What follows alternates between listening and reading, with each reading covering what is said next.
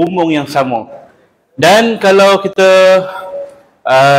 boleh buka ni, tengok pada hal ehwal caruman pekeso, kita SPJM juga merupakan rakan sinergi bagi lebih kurang setakat ni 58 agensi kerajaan dan badan bukan kerajaan dalam bab tuntutan berkaitan dengan harta ataupun caruman waris-waris ni, ya.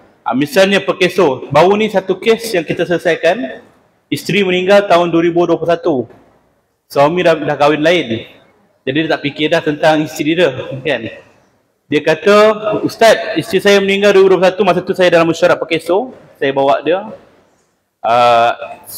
dah meninggal 2021, tapi saya tak pernah ambil pun duit khairat kematian RM2,000 daripada pekeso. Isteri dia ada mencarum untuk pekeso. So, saya pun tanyalah pada mesyuarat tu, macam mana kes ni? Dia tak ambil RM2,000, burn ke lepas 6 bulan ataupun tak? Dia kata, duit tu masih ada, boleh claim. Dan bila dia semak, kelayakan penuh. Bukan setakat RM2,000. Bahkan suami dia dapat pencen ilat RM2,500 setiap bulan. Kata, rugilah abang tak ambil. Daripada 2021 sampai 2024 ni, tak pernah ambil. So, dia dapat sekali langsam dan akan dapat bulanan. Saya kata, kalau tak nak ambil, bagi saya. Kan, settle. Ya, rugi kan. Jadi, kalau siapa yang ada kematian suami isteri, yang kematian bawah 60 tahun, cek rekod dalam pekeso. Kalau nak kami cek kan, kami pun boleh semakkan. Sebab itu dalam salah satu portfolio kami dalam rakan sinergi. Ya. Baik, insyaAllah kita sambung sikit lagi dalam bab ini sebelum kita masuk praktikal. Dalam bab kita nak tukar pakaian, saya dah sebut dah, pastikan auratnya terjaga. Yang keenam, kiamkan tangan dan ikat sendi jenazah. 3 ikatan. Tadi satu dekat kepala, ikatan pocong. 3 ikatan lagi di tangan. Untuk bahagian tangan ni kita kiamkan dia dan kita ikat. Yang kedua, ikat bahagian lutut. Dan yang ketiga, ikat bahagian hujung kaki. 3 ikatan ini ketika sebelum jenazah diuruskan, mandi kafan. Sewaktu kafan, tak boleh ikat tangan dia, tak boleh ikat lutut dia, tak boleh ikat kaki dia. Ya, dia hanya berlaku sebelum mandi kafan. Dia supaya mayat tetap dalam tegak dan lurus. Dan yang ketujuh, letakkan satu benda yang sederhana berat di atas perut mayat. Biasa kita letak gunting, kadang-kadang ada orang letak batu kecil. Tujuannya apa? Untuk mengelakkan perut mayat kembung. Jadi kita letak untuk menahan dia. Jadi sekarang syarat je, pastikan benda tu benda yang logik lah. Gunting ke, batu kecil ke, yang sederhana berat. Jangan letak LCD projector, laptop, jangan ya. Ada yang letak Quran, Yasin pun tak boleh. Jangan kita letak benda-benda yang suci itu pada bukan tempatnya. Alright. Dan yang ke-8, gunakan wangi-wangian untuk menutup bau jenazah. Kalau dulu orang bakar kemenyan, zaman sekarang susah kita nak tengok orang bakar kemenyan bila berlaku kematian. Jadi dia bakar, kadang-kadang dia bakar bukhor tu yang wangi, minyak apa Arab tu kan. Boleh. Ataupun dia sembuh kat rumah dia ke, dia gantung kat dinding 5 minit, ambil pure kan, gantung tu kan, pun boleh. Apa saja kaedah, daun pandan dia letak kat tepi mayat pun boleh. Tujuannya nak menutup bau mayat. Boleh kita gunakan wangian tadi. Habis bab yang kedua. Ada soalan? Ada? Ya? Ada soalan? Apa buat? Alright. Baik. Terima kasih. Kalau orang tu meninggal dunia, orang tua pakai pampers. Jadi di awal-awal sebelum mandi kafan, perlu tak kita buka? Jawapannya perlu. Kena bersihkan dahulu. Kita sebagai waris dah kena clearkan najis apa semua. Bersihkanlah, guna air ke, guna tisu wet basah tu ke, tak kisah. Kemudian bersih. Barulah kita panggil orang luar untuk uruskan. Sebab kita kena jaga aib dia. Kalau kata ada lagi kesan darah ke apa ke, letak pampers yang baru supaya tidak keluar najis lagi. Alright? Okey. Soalan seterusnya. Kalau ada rambut yang gugur semasa mandi jenazah, perlu dikumpulkan di kafan bersama jenazah. Dia tak tahu soalan ni perlu ke? Ya. Rambut gugur, kulit gugur, kita kena ambil balik. Contoh kalau mayat reput, Mayat tu dah reput, gugur kulit dia, gugur rambut dia. Maka kita kumpulkan, letakkan di tepi, bersihkan dan dikapankan bersama dengan mayat. Letak kat tepi dia, letak dalam kapas, letak tepi dia. Kecuali kalau jumlah yang sedikit, sehelai dua helai tu tak apalah. Selai rambut tu ambil, dah masuk lubang, dah susah pula kita kan. Sehelai dua helai tu tak ada masalah. Kalau segumpal, tu ya kita kena kemaskan. Alright, ada soalan lain? Ada? Baik, seterusnya urusan dokumentasi berkaitan pengurusan mayat. Okey, ni kita nak cerita. Pihak waris perlu dapatkan permit menguburkan mayat. Dulu namanya permit penguburan mayat, sekarang namanya surat daftar kematian. Sebab orang keliru, macam saya kata tadi, dia nak surat permit kubur, dia pergi kubur. Guard tu pun dah tercengang, mana ada permit sini kan. Dia surat daftar kematian. Nama sekarang ni, 2 tempat sahaja yang akan keluarkan. Satu dekat kaunter forensik hospital, yang kedua dekat balai polis berhampiran. Kes yang berbeza. Kalau orang tu meninggal sakit di hospital, duduk dalam ward lama, maka meninggal, maka pihak hospital akan keluarkan surat. Kalau orang tu meninggal di rumah, di luar, dalam perjalanan ke hospital, dalam ambulans ataupun di dalam ward emergency, maka polis yang keluarkan. Kenapa? Sebab pesakit ataupun jenazah itu masih belum dirawat, orang pun tak tahu dia sakit apa, jadi kena polis yang siasat dahulu. Itu kes polis. Okey, apa yang perlu buat kalau berlaku meninggal di rumah atau di luar hospital? Pertama, kita yang berada di rumah hubungi pihak kecemasan 999 ataupun nombor telefon yang kita kenal, klinik kerajaan ke, doktor-doktor yang memang dalam bidangnya. Okey, pihak hutan atau akan datang ke lokasi, dia akan tengok orang ni betul ke meninggal ke apa ke, dia akan sahkan. Dia cek nadi, dia cek jantung apa semua.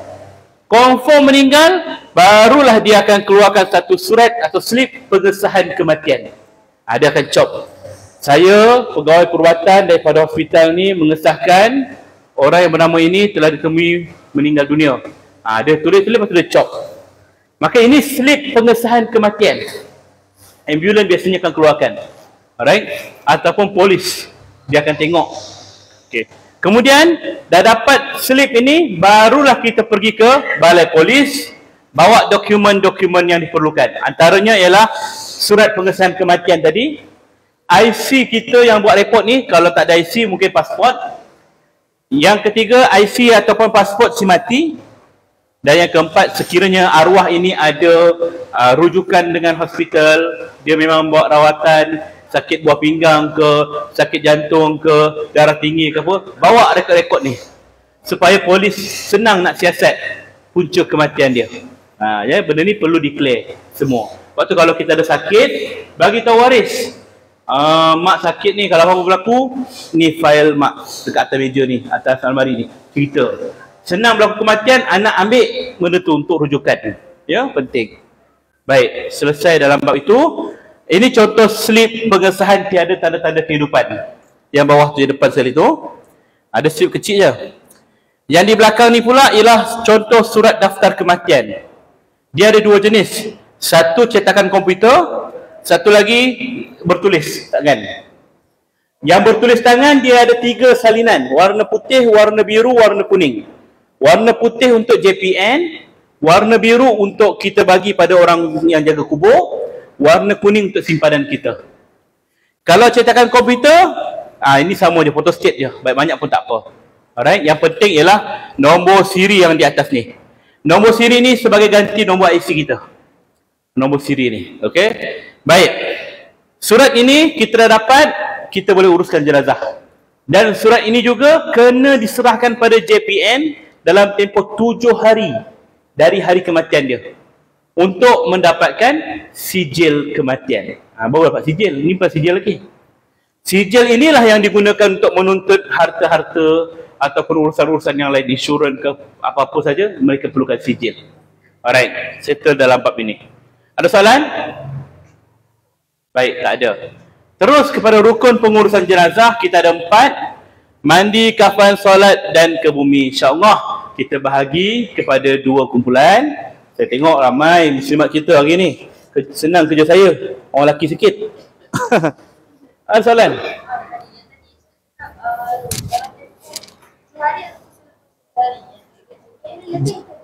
Tak boleh. Mesti dalam tempoh 7 hari kematian dia. Maksudnya kalau dia meninggal 1 hari bulan Februari, sebelum 7 Februari. Kalau lebih mungkin ada banyak soal jawab tindakan daripada dia. Itu menyukarkan kita lah. Ya? Jadi benda ni biasanya kaunter forensik atau bala polis, dia akan remind kita. Cik, kena settlekan benda ni ke JPN. Dia akan bagi tahu. Ya? Baik. Ada soalan lain? InsyaAllah kita akan pecah kumpulan dahulu. Mungkin dalam waktu praktikal ini 1 jam. Kita akan buat praktikal mandi kafan. Dan insyaAllah dalam 12.30 kita berkumpul balik sini. Dan kita akan teruskan dengan Q&A, soalan dan jawab. Dan sebelum berakhir, saya akan tunjuk video sebenar pengawitan mayat. Ini eksklusif. Saya saja nak tahan tuan-tuan, jangan bagi balik lagi. Kan? Ya, insya-Allah. Macam mana kita punya urusia masjid? Nak bahagi macam mana? Sana ke? Ayah. Oh, tak ada soalan. Okey. Ya.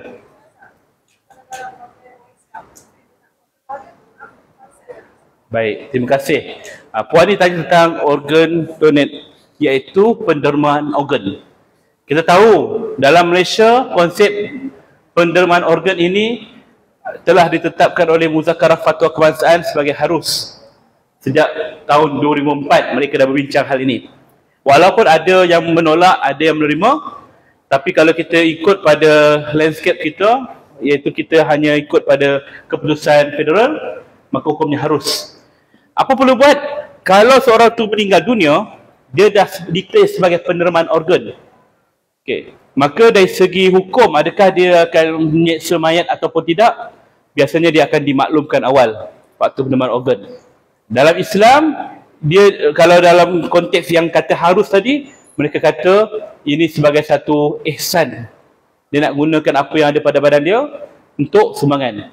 Berdasarkan apa dia ambil semua?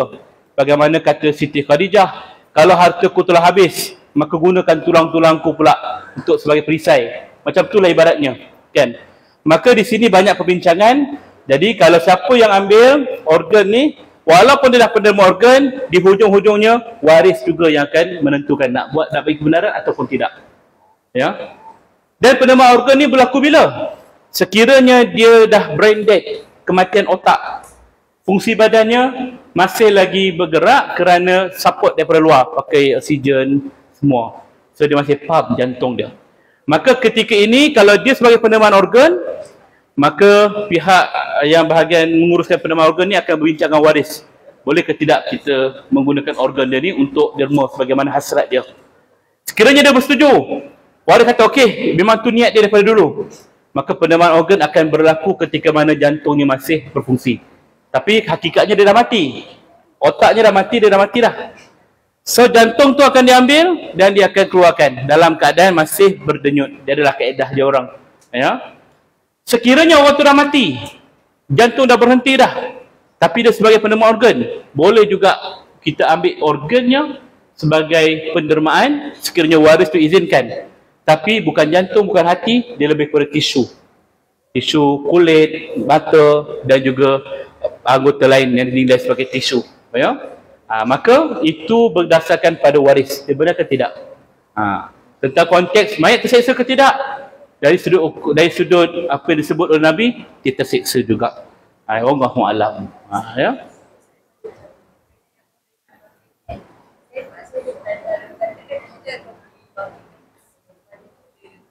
Yes.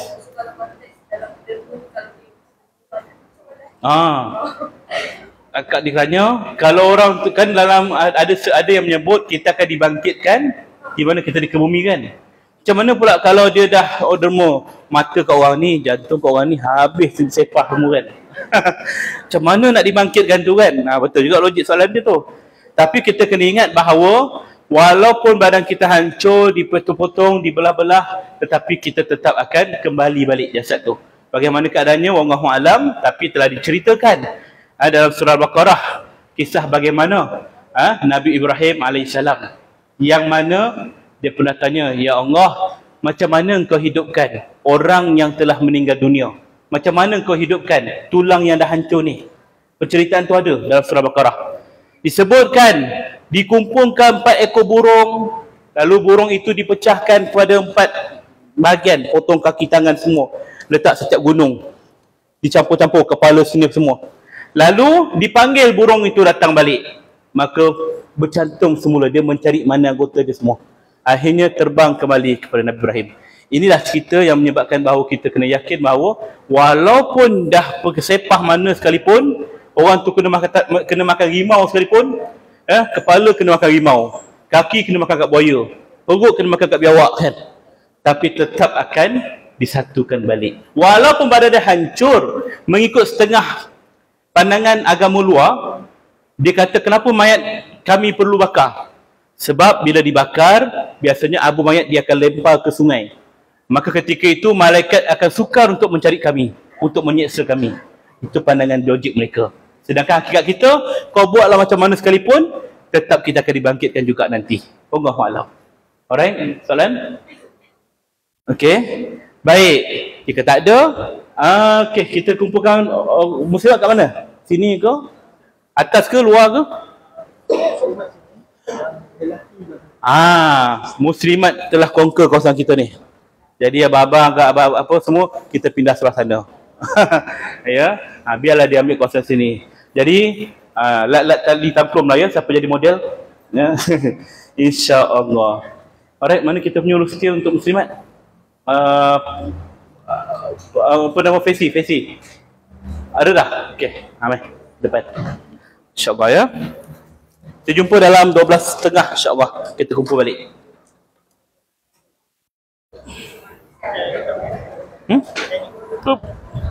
Ya.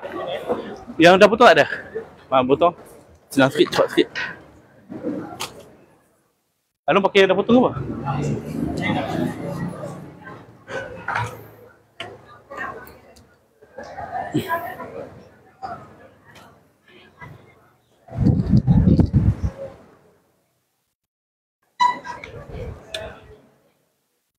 Ngajak.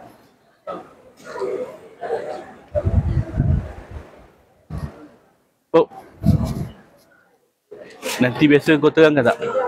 Biasa terangkan tak tentang mayat tersebut apa pakai plastik? Kalau cakap apa pakai plastik ada kat sini ada. Itulah. Buat baju semua buat lah. So, tadi aku cakap 4 kaedah. Basic tu, yang kain putih saja. Tu badan besar macam mana? Itu selalu cerita. Nampak cerita dia. 12.30 Okey, boleh? Teruskan.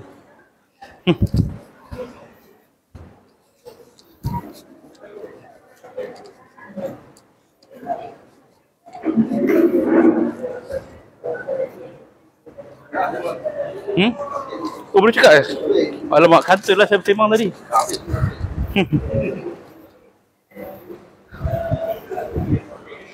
Sini.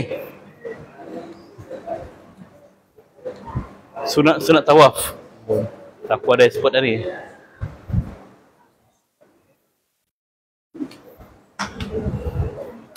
Mana kita? Mau atas tu? Okey.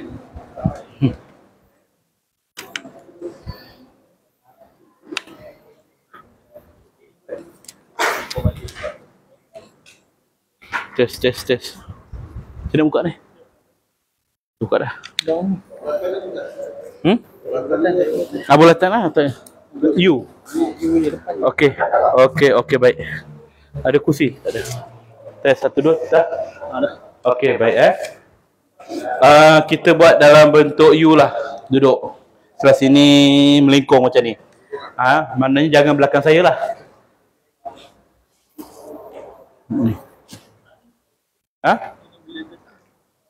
Okey, baik.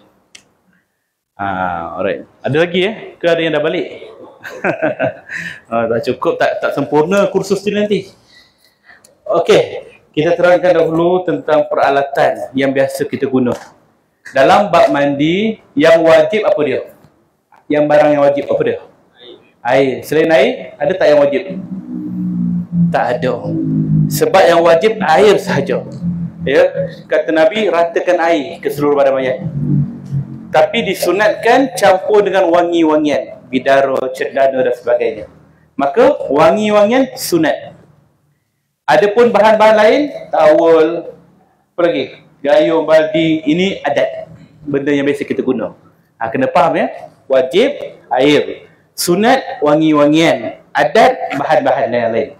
Okey, di situ kita dapat dah mudahnya urus jenazah. Tak perlu pun barang-barang yang payah-payah semua.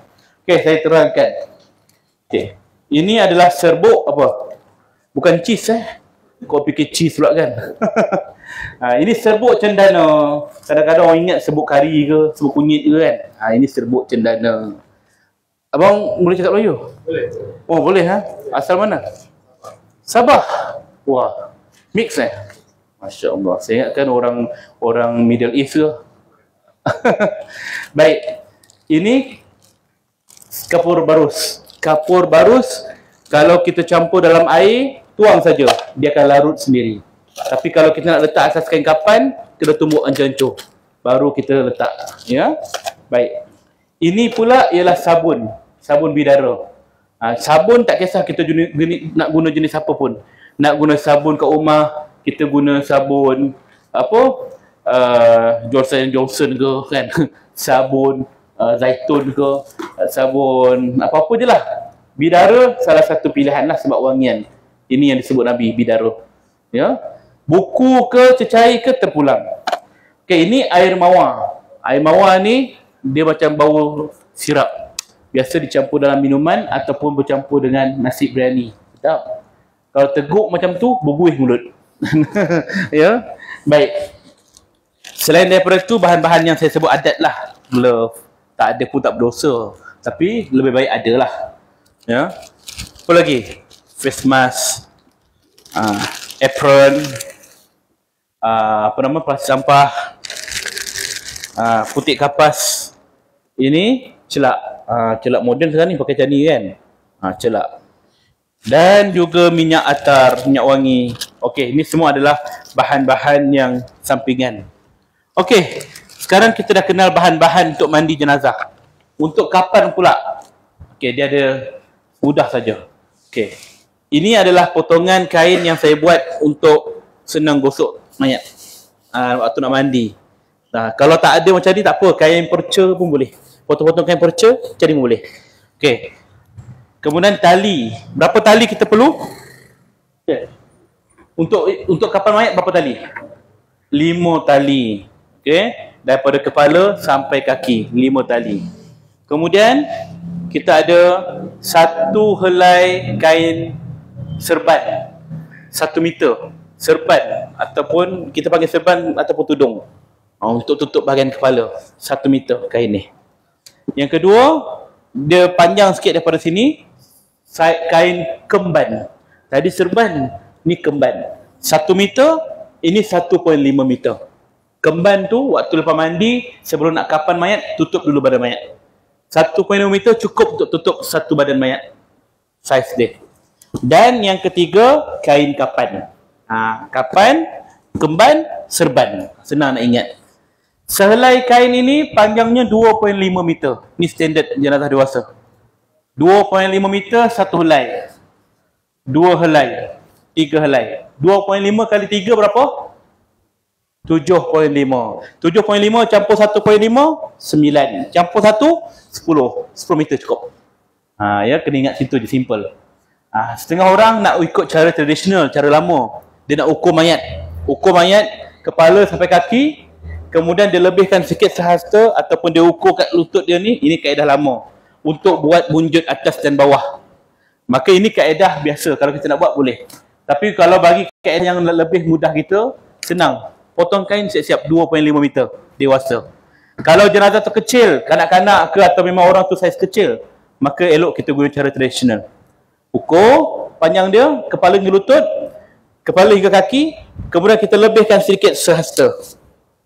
Ni, kan, sehasta cukup untuk buat bunjut atas dan bawah. Kalau kita potong kain muat-muat kepala hingga kaki je, maka macam mana kita nak ikat atas dengan bawah? Betul tak? Gula-gula hack pun kena ikat bawah dengan atas kan. Jadi kita kena clear kat situ. Baik, kain kapan 3 helai, kain kemban selai, kain serban selai, kemban serban, tali 5 helai dan kain gosok. Tu je barang-barang yang kita perlu. Lain daripada tu kain tuala untuk lap mandi lah. Kain plekat ataupun kain batik. Kapas. Kapas ni pilihan. Tapi nak kemas guna kapas. Nak lebih nampak cantik kemas guna kapas. Dan juga plastik untuk kes-kes yang diperlukan. Gayung, baldi, gunting. Ini je bahan-bahan dia. Basic, simple. Okey, sekarang ni kita nak bentang kain kapan dulu. Sebelum nak mandi jenazah, kita kena bentang kain kapan. Saya perlu 2 orang untuk bantu saya. Boleh? Bantu saya.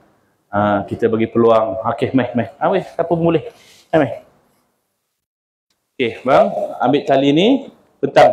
Buat memanjang macam tu. Melintang. Saya nak kepala sini sampai kaki. Buat memanjang. Okey, dia ada perbezaan tali panjang, tali pendek. Yang pendek ni bahagian hujung kaki. Tegang sikit. Okey, sana satu. Alright, ni pendek. Ni pendek juga. Bahagian kepala. Tu letak tengah sikit. Macam tu. Panjang dia lebih kurang 2.5 meter. Tali ni biasanya kita akan ambil daripada tepi kain kapan tu. Ni kepala. Ambil kepala ni. Satu lagi tu letak kat tengah ni. Tali dia. Okey, tak apa, kita tahan sekejap. Jari letak kain. Okey, 5 utas tali. Kepala, bahagian tangan, bahagian pinggang, bahagian lutut dan bahagian kaki. Tak apa. Letak dulu. Nanti kita bentang pula kain ni. Nanti dia tak terbang lah. Okey, ambil ni. Impit atas dia. Bentangkan sehelai kain kapan. Ini kaedah yang pertama. Saya terangkan tadi, saya nak terang 4 kaedah. Kaedah pertama, kaedah asas. Basic. Okey, buka. Kain ini ialah kain bidang 60. Bidang 60 dia lebar sikit. Satu lagi jenis bidang 45. Okey, bawah sikit. Tarik bawah sikit. Lagi bawah. Okey, tak apa. Okey, macam tu. Okey, satu tali kepala. Ni tangan, pinggang, lutut dan hujung kaki. Sehelai kain 2.5 meter. Kain yang kedua. Bentang. Atas dia. Ni kaedah basic maknanya kalau pening kepala lah macam mana nak letak jenazah, macam ni je. Simple. Okey, bentang kain yang kedua. Okey. Kain yang ketiga. Bentang terus atas. Okey. Baik, kita bentang 3 helai kain. Okey, dah siap. Ini je cara nak bentang kain kapan. Simple. Lepas mandi jenazah, kembankan dia, letak atas ni, terus tutup. Lepas tu letaklah cendana kau baru atas badan mayat tu.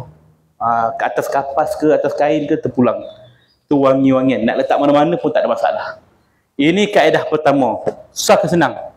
Senang. Tali, kain. Cukup. Kan? Okey, terima kasih bang. Terima kasih ya. Okey, 2 orang lain. Mai, siapa lagi nak bantu saya? Okey, seorang lagi. Okey, 2 orang. Okey. Kaedah kedua, kita nak buat sekiranya badan jenazah besar. Saya ambil satu dulu. Okey, ambil kain yang kedua ni. Okey, caranya ialah kaedah bersilang. Kain yang kedua ni kita ambil setengah, bentang setengah. Tarik sini bang. Tarik sini, bentang setengah macam ni. Separuh. Kita buka dia.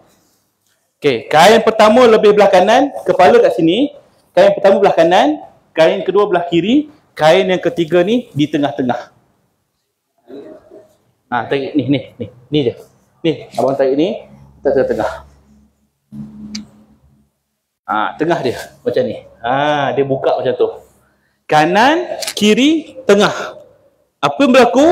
Setelah jenazah dimandikan, kita kembankan dia, kita dah tutup aurat dia dengan kain kemban.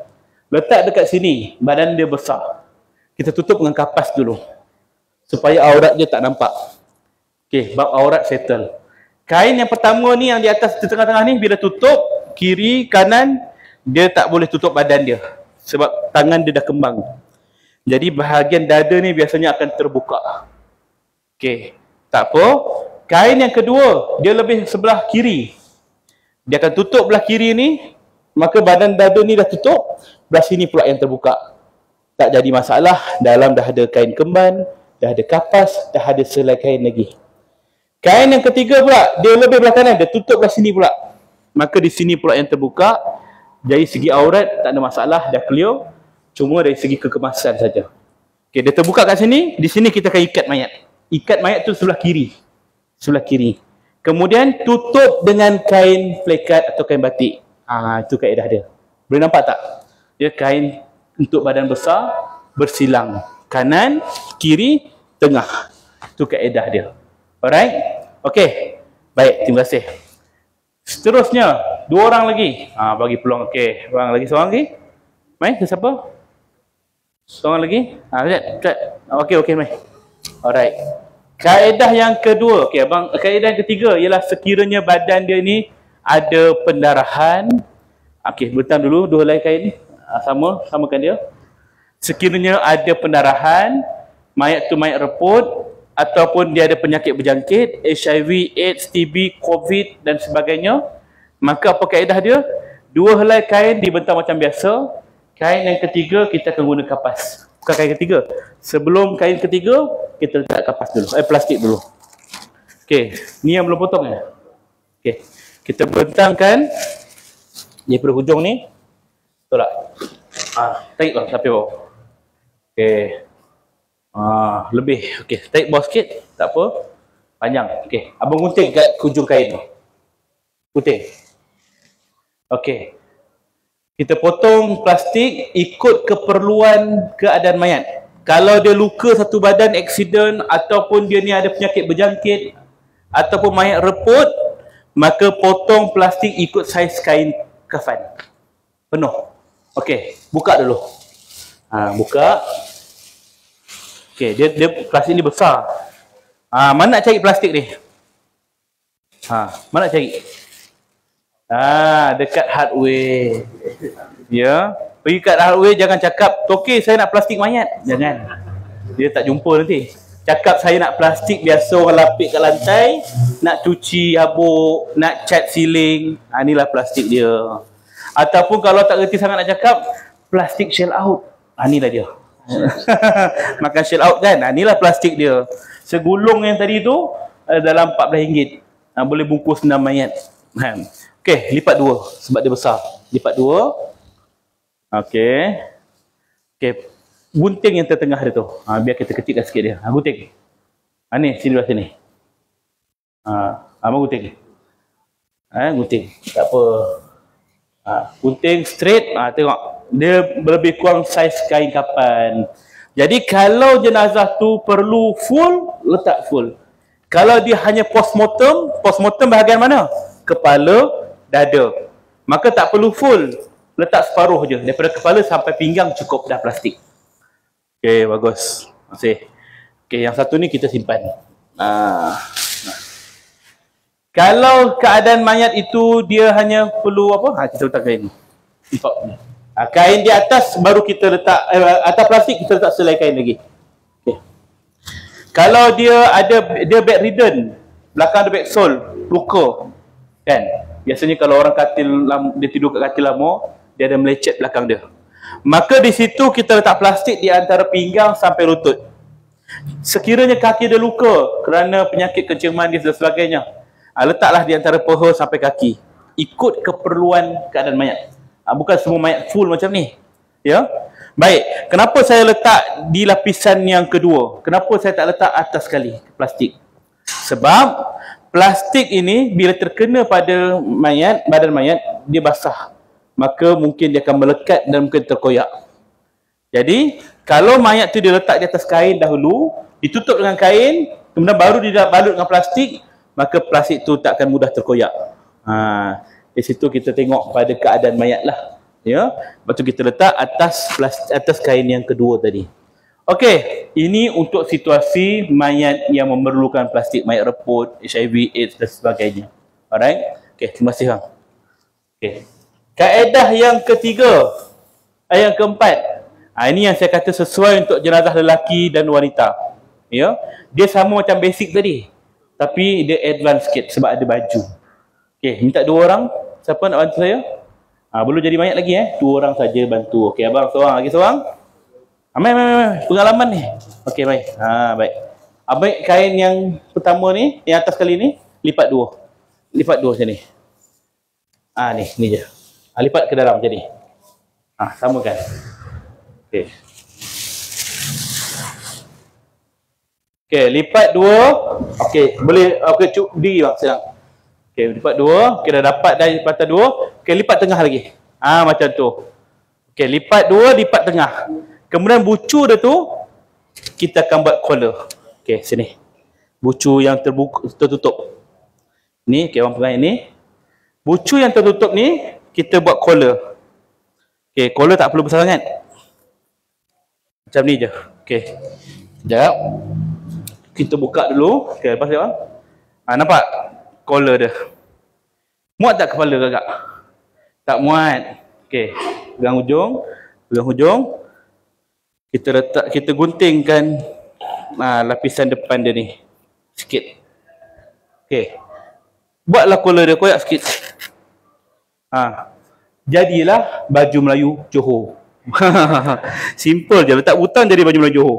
Okey? Ini je baju dia. Tak payah susah-susah nak buat lengan ke, nak buat apa ke, tak payah. Free size, semua muat. InsyaAllah. Okey, sebelum kita letak baju ni atas ni, saya nak letak kapas dulu. Okey, nak letak kapas. Okey, sekejap Kapas ni kita akan guna kapas yang jenis gulung besar macam ni. Senang. Okey, dia dibentang dalam bentuk T. Untuk memudahkan kita bentang ikut bentuk T. Okey, kepala kat sini. Jadi jangan bentang hujung-hujung. Sebab dia nak ikat. Jadi kita jarakkan sikit, lebih kurang dalam satu tapak tangan. Okey, ni kepala. Okey, kemudian badan dia. Daripada leher sampai pinggang cukup dah. T. Cukuplah, macam ni pun cukup. Kalau badan dia besar, buat double kiri kanan. Okey, dah siap. Kemudian kita nak letak bahan-bahan wangian tadi. Boleh letak atas lapisan yang kedua ni. Okey, ni apa tadi? Cendana. Okey, serbuk cendana, bukan cheese Walaupun bentuk macam cheese, jangan letak kat dapur. Berbuih mulut nanti makan. Okey, tabur. Saya buat sikit je lah, kesian model nanti. Okey, tabur. Banyak-banyak tak apa. Okey, dah selesai. Kita tabur semua. Kemudian ni apa ni? Kapur barus. Kapur barus ni kalau untuk kain kapan kita hancurkan dia. Ambil man. Hancurkan dia. Hancur dia ni kita ramas-ramas dia. Ataupun ni keras ni. Keras kita kalau boleh kita tumbuk lah. Guna lesung ke guna batu ke kan. Tabur je atas ni. Tabur je. Okey, dah siap. Banyak-banyak. Kalau ada bahan-bahan lain, kalau ada daun pandan ke apa ke, boleh letak. Asalkan wangian. Kemudian barulah kita letak kain yang ketiga ni. Kita buka dia, tengok collar dia mana. Belah sini. Okey, abang pegang. Okey, pegang. Okey, letakkan bulatan yang ni di atas kepala. Ni. Okey, atas sikit. Okey, cukup. Alright. Okey, yang ni kita lipat. Lipat macam ni je. Okey, lipat bagi kemas je. Supaya dia tak nampak lah berjurai macam tu. Lipat lagi. Macam ni, cukup. So, apa berlaku? Bila kita dah siap mandi, kita dah kemban mayat, letak atas ni, maka kain ni akan tutup atas dia. Melalui sini, tarik atas dia. Okey. Ini siap untuk buat baju jenazah. Simple, lelaki, wanita, ini kaedah dia. 5 utas tali, 2 helai kain kafan, kemudian letak kapas bentuk T. Kain yang ketiga ni kita lipat 2, lipat 4, potong buat collar, buat baju, bentang atas ni. Simple. Alright, dah siap dah untuk kita punya tempat kafan. Mana mayat dia? Awak nak jadi mayat? Okey, bang. Okey, boleh. Alright. Ini sukarela ke Pak Serela? Sukarela Wah, dah ready dah. Okey. Kita nak mandi mayat bukan atas kain kapan kena bagi penjelasan awal ni. Ini gambaran katakan tempat mandi. Okey. Okey bang, pakai ni buat lapik kepala. Bantal lah. Okey, sekarang ni kita nak mandikan jenazah. Siapa nama bang? Danish. Belajar ke bekerja? Kerja. Datang seorang ke? Seorang Bujang lagi? Masya Allah. Betul ni nak jadi mayat ni? Alright. Okey. Tutup badan dia. Okey, saya perlu 3 orang pembantu. Mai, siapa-siapa 3 orang bantu? Boleh? Mai, 3 orang bantu ya. Ni telefon siapa ni? Tak takut terpijak nanti. Okey, 3 orang belah sini. Boleh 2 orang sini, seorang sini. Okey. Sini sini sikit. Tak apa. Okey. Jenazah ni pertamanya kita kena buka baju dan seluar dia. Boleh Okey, kita anggaplah kita dah buka baju dan seluarnya, seluar kecil apa semua dah buka. Ya. Spek pun dah buka. Boleh buka spek? Buka spek. Dia spek tak digunakan dalam kubur. Boleh tak habis? Ya. Alright, dah buka baju dan seluar dia, jam tangan semua dah buka. Hanya selai kain ni saja yang menutup badan dia. Aurat dia kena jaga. Pusat hingga lutut itu aurat wajib tutup. Kalau jenazah perempuan, aurat mana kena tutup? Perempuan, dada sehingga lutut. Wajib tutup. Tak boleh selak. Ya. Kalau pondan macam mana pula? Siapa yang kena uruskan jenazah pondan? Lelaki ke perempuan? Lelaki Ni pondan yang dah renovate. Badan dia dah komplit macam perempuan. Bawah dah tak ada dan lelaki dah macam perempuan, atas pun macam perempuan. Lelaki ke perempuan? Lelaki Habis macam mana barang dia tu? Bukan. Jawapannya tetap lelaki juga yang kena uruskan jenazah pondan. Ya. Habis aurat dia macam mana pula? Kalau lelaki pusat hingga lutut, habis dada dia macam mana? Walaupun aurat dia tetap pusat hingga lutut, wajib tutup juga bahagian dada. Jika dadanya menyerupai perempuan, wajib tutup. Kalau tak tutup, jadi 2 musibah. Musibah pertama, orang nampak aurat dia. Bukan aurat lah, aib dia. Oh, macam ni rupa dia. Kita mengaibkan dia, kita berdosa. Yang kedua, musibah dia apa? Kalau waktu nak mandi nanti boleh jadi fitnah pada tukang mandi. Ustaz, kenapa lama-lama kat situ? Jadi kalau tutup, orang tak nampak. Kita cuci badan dia. Ya, baik. Jenazah pondan ni, orang lelaki kena uruskan dan sebaik-baiknya biarlah waris dia ada sekali. Ya, baik. Nak mandikan jenazah ni, kita kena ada bahan-bahan juga. Sediakan 1 gayung dan 1 baldi. Okey, gayung dan baldi kita letak. Okey. Gayung, baldi, kita kalau dulu orang punya kaedah, dia letak banyak sangat air. 1 baldi cendana kepewarus. 1 baldi cendana. 1 baldi lagi air mawar. 1 baldi lagi air macam-macam lah. Jadi bila banyak sangat air, urusan mandi tu jadi lama. Jadi tak perlu kita asingkan. Campur semua bahan dalam tu. Okey, saya masukkan kapur barus secukup rasa ke dalamnya. Letakkan. Kemudian saya campurkan serbuk cendana pun secukup rasa, ikut suku kita. Letaklah air mawar ke, daun pandan ke apa ke, semua letak. Penuhkan air tu dan kacau sehingga sebati. Sampai naik bau, warna dan rasa. Air apa kita panggil ni? Air mayat? Bukan. Air wangian? Bukan. Orang panggil dia air 9. Kenapa air 9? 9 bahan? Bukan 9 bahan, bau 3. 9 apa? 9 jurusan. Sebab kita biasa jurus 3 kanan, 3 kiri, 3 tengah. 9. Oh, 9 jurus. Kalau terlebih macam mana? Alamak, ini yang ke-10. Terlajak ni. Macam mana buat ni? Kaut balik air tu. Maka 9 tu bukan wajib. Dia sunat nombor ganjil saja. Okey? Jadi kita panggil air 9 sebab sedap sikit bunyi. 9 tu kan unik. Ada negeri 9 kan? Negeri 7 ada? Tak ada kan? Jadi 9 tu unik. Jadi nak panggil air 9, kacau.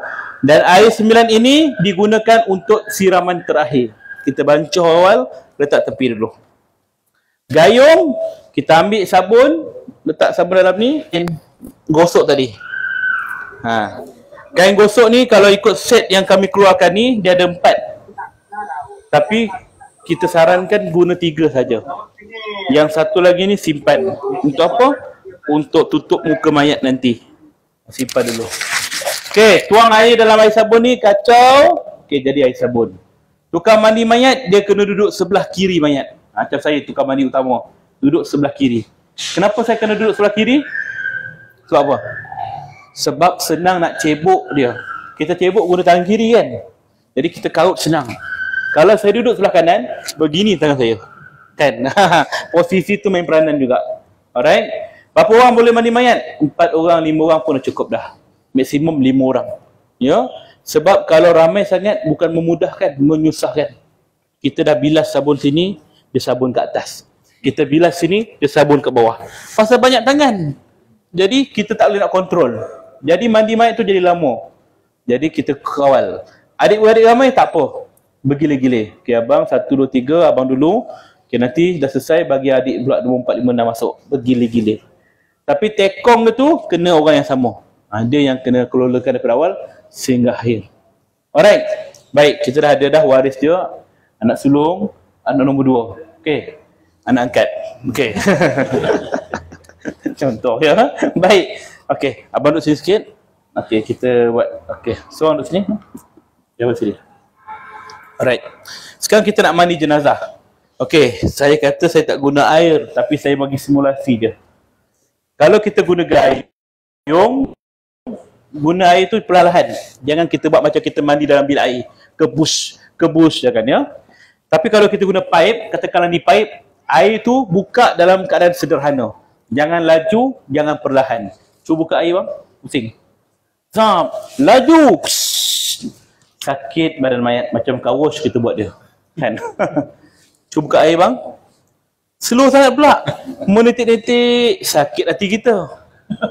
Buka air, sederhana, keluarlah air sederhana.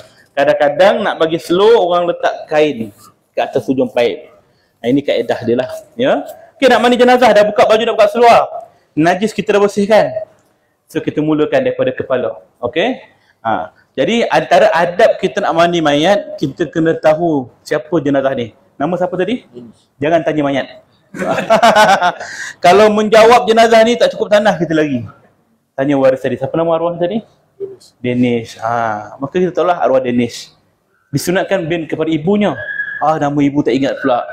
Denish bin Hawa. Hawa pun boleh dah.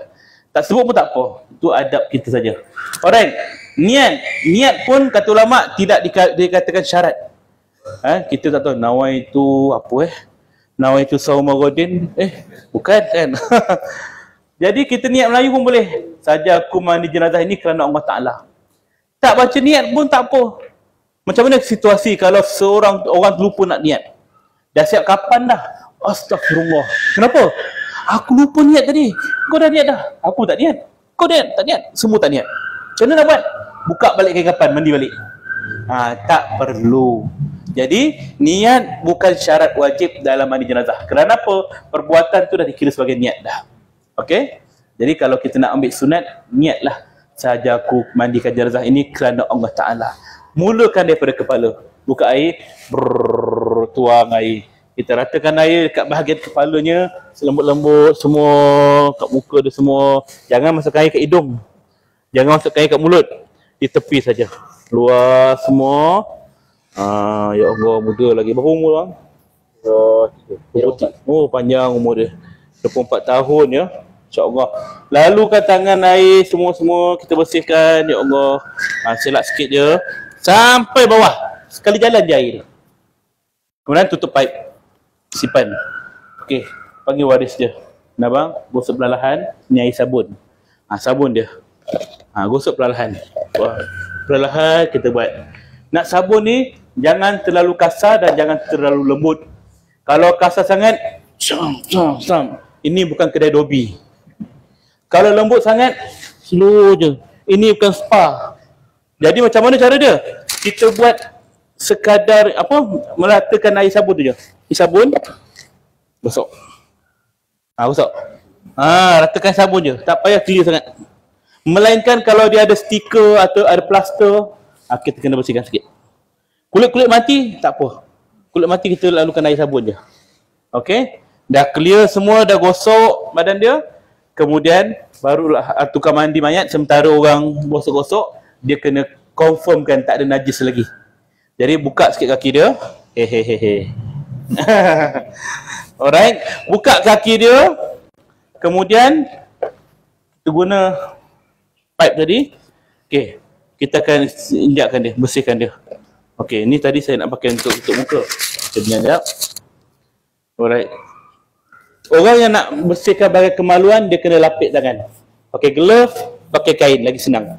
Kain ni kain putih sebab apa? Senang nak tengok ada najis ke tidak. Okey, bersihkan. Lalukan air, ambil sabun, kita bersihkan. Urut sebelah kiri dia. Ni belah kiri dia. Perlahan-lahan kita urut. Tengok ada najis tak? Sebeban. Kan banyak najis dia ni. Jangan buang kain ni. Bersihkan kain tu. Kemudian ambil air sabun lagi, bersihkan lagi. Batas kita boleh masuk ke dalam bahagian dubur tu sekadar satu uras ni je. Janganlah 2 jari masuk. Teruk sangat kan. Sekadar yang luas. Kalau jenazah perempuan, ya, kita hanya buat sekadar kawasan di permukaan faras saja. Itu. Dia tak perlu dalam. Bagi orang perempuan yang dia mandi hadas, dia ada kaedah dia kena meruang. Tapi bagi mandi jenazah, dia tak ada sampai meruang macam mana orang perempuan mandi hadas. Sekadar kita tengok tak ada kesan darah, apa kotoran, clear. Bersihkan saja. Ini sebab apa? Kadang-kadang mungkinlah tuan-tuan nak mandikan, seandainya isteri kita meninggal dunia, kita nak mandikan. Boleh. Orang lelaki boleh mandikan isterinya, isteri boleh mandikan suaminya. Dengan syarat, kalau nak mandikan isteri, pastikan kita dan mungkin anak-anak. Tapi kalau ada makcik marhaban, makcik bacaan Yasin, AJK Muslimat, AJK dapur, kita seorang kat sini. Itu tak boleh. Sebab ada percampuran. Betul juga kalau kita yang meninggal, isteri nak mandikan, boleh. Dengan anak-anak. Tapi waktu tu ada pula imam, ada Bilal, ada pengurusi surau, pengurusi khairat, isteri seorang-seorang kat situ. Tak boleh. Percampuran tu tak digunakan. Okay, kena clear ya. Baik. Kita bersihkan, confirm tak ada, tengok tak ada najis. Okey. Boleh tak tukar mandi, tengok aurat dia? Tak boleh. Betul ke? Saya bagi soalan lain. Boleh tak Tok Mudim yang sunatkan orang tu tengok aurat orang? Tok Mudim yang sunatkan orang tu tengok aurat orang, boleh ke tak? Boleh. Haram Tok Mudim tengok aurat orang. Dia pergi kat Aeon, pergi kat pasar malam, kau dah sunat ke belum? Tengok. Haram lah. Bukan waktunya. Walaupun dia Tok Mudim. Tapi time sunat, kena tengok. Kalau tak tengok, berangkatlah dekat hospital sedang. Kan? Kena faham situasi itu yang mengharuskan ataupun melarangkan. Tengok aurat jenazah diharuskan bagi tukang mandi yang nak mengelolakannya, menguruskan dia. Harus sekiranya ada keperluan. Nak tengok ada najis ke tidak lagi. Ada sikit lagi, boleh bersihkan. Haram sekiranya orang tak ada kena-mena, tiba abang dia datang, mana tengok? Itu haram. Tak boleh. Sebab tu tukang mandi ni kena orang yang amanah. Dia tak boleh cerita ke orang apa yang dia nampak, dia sekadar buat tugas dia saja. Okey, dah bersihkan, clear, najis dah clear semua, tutup balik badan mayat, kita bilas balik air sabun tadi. Bilas, clear, buang air sabun tadi. Bahagian depan clear, belakang pula. Okey, belakang macam mana kita nak buat? Kita ngiringkan mayat. Saya nak mengiringkan sebelah sini. Maka caranya ada dua. Satu, kita ambil tangan ni, kita pegang. Okey, pegang pinggang dia. Okey, orang sebelah sana tolong tolak. Okey, ini kaedah satu. Kaedah yang kedua, sekiranya badan dia besar, kita silangkan kaki dia. Angkat kaki dia begini awal-awal. Okey, seorang sapuk kaki dia, kita pegang pinggang dia, pusing. Pastikan masa mengiringkan mayat, jangan ada nampak punggung dia. Aurat dia kena jaga. Banyak orang bila pusing mayat, nampak punggung dia seketul. Ini haram hukumnya, mendedahkan aurat dia. Tutup, siap-siap. Okey, maka kita ambil air sabun, air tadi, kita ratakan air dulu kat belakang. Kalau belakang dia ada penghalang, ada stiker ke, plaster ke apa, buang. Okey, clear semua. Kemudian kita pun gosok. Gosok perlahan. Gosok sekali jalan je. Terus ke bawah. Sekiranya badan dia ada kotoran, ada melecet, ada luka, ada apa-apa kulit-kulit mati semua, maka jangan kita gosok. Cukup perahkan air sabun je di atas je. Contohnya belakang ni dia ada luka besar, maka jangan gosok, ambil air sabun lalu perah je. Okey, dah clear belakang ni, baru kita bilas balik air sabun. Air sabun dah bilas balik. Okey, bilas semua. Sebelum kita baringkan dia semula, ni lantai ni ada air sabun. Tolak air sabun tu. Sebab kita tak nak badan dia melekat balik air sabun. Okey, dah clear, baringkan dia. Kemudian kita akan mengiring pula sebelah sana. Kaedah yang sama, luruskan tangan dia. Okey, kita silang kaki dia. Okey, pusingkan dia. Jaga aurat belakang dia. Aurat belakang dia kena jaga. Kaedah yang sama, ratakan air. Kemudian kita akan sabun. Mana sabun? Kita akan sabun dan kita bilas balik. Okay, bilas, bersihkan bahagian belakang. Dan biasanya bila kita mengiring ke kanan ke kiri, air akan keluar ikut hidung dan mulut. Air kahak, air darah. Maka time ni lah kita bersihkan bahagian hidung dan mulut dia. Bukan waktu dia terlentang, waktu dia mengiring. Okay, bersihkan, lalu kat tepi, korek sikit bahagian hidung dia. Guna kain ni. Guna putik kapas tu ke, kita korek sikit, bersihkan. Jangan masuk air kat hidung. Kemudian mulut dia ni, kita ambil kain, kita gosok. Macam kita gosok gigi tu. Tak boleh kita guna boros gigi ya. Kita guna kain saja. Buat penunjuk macam ni, gosok. Bersihkan badan dia. Keluarkan kahak-kahak apa semua keluarkan, confirm dah tak ada, bersih, barulah kita baringkan mayat balik. Okey, siaplah mandi jenazah. Formula dia mudah saja. Rata air, sabun, bilas. Pusing kanan, rata air, sabun, bilas. Pusing kiri, rata air, sabun, bilas.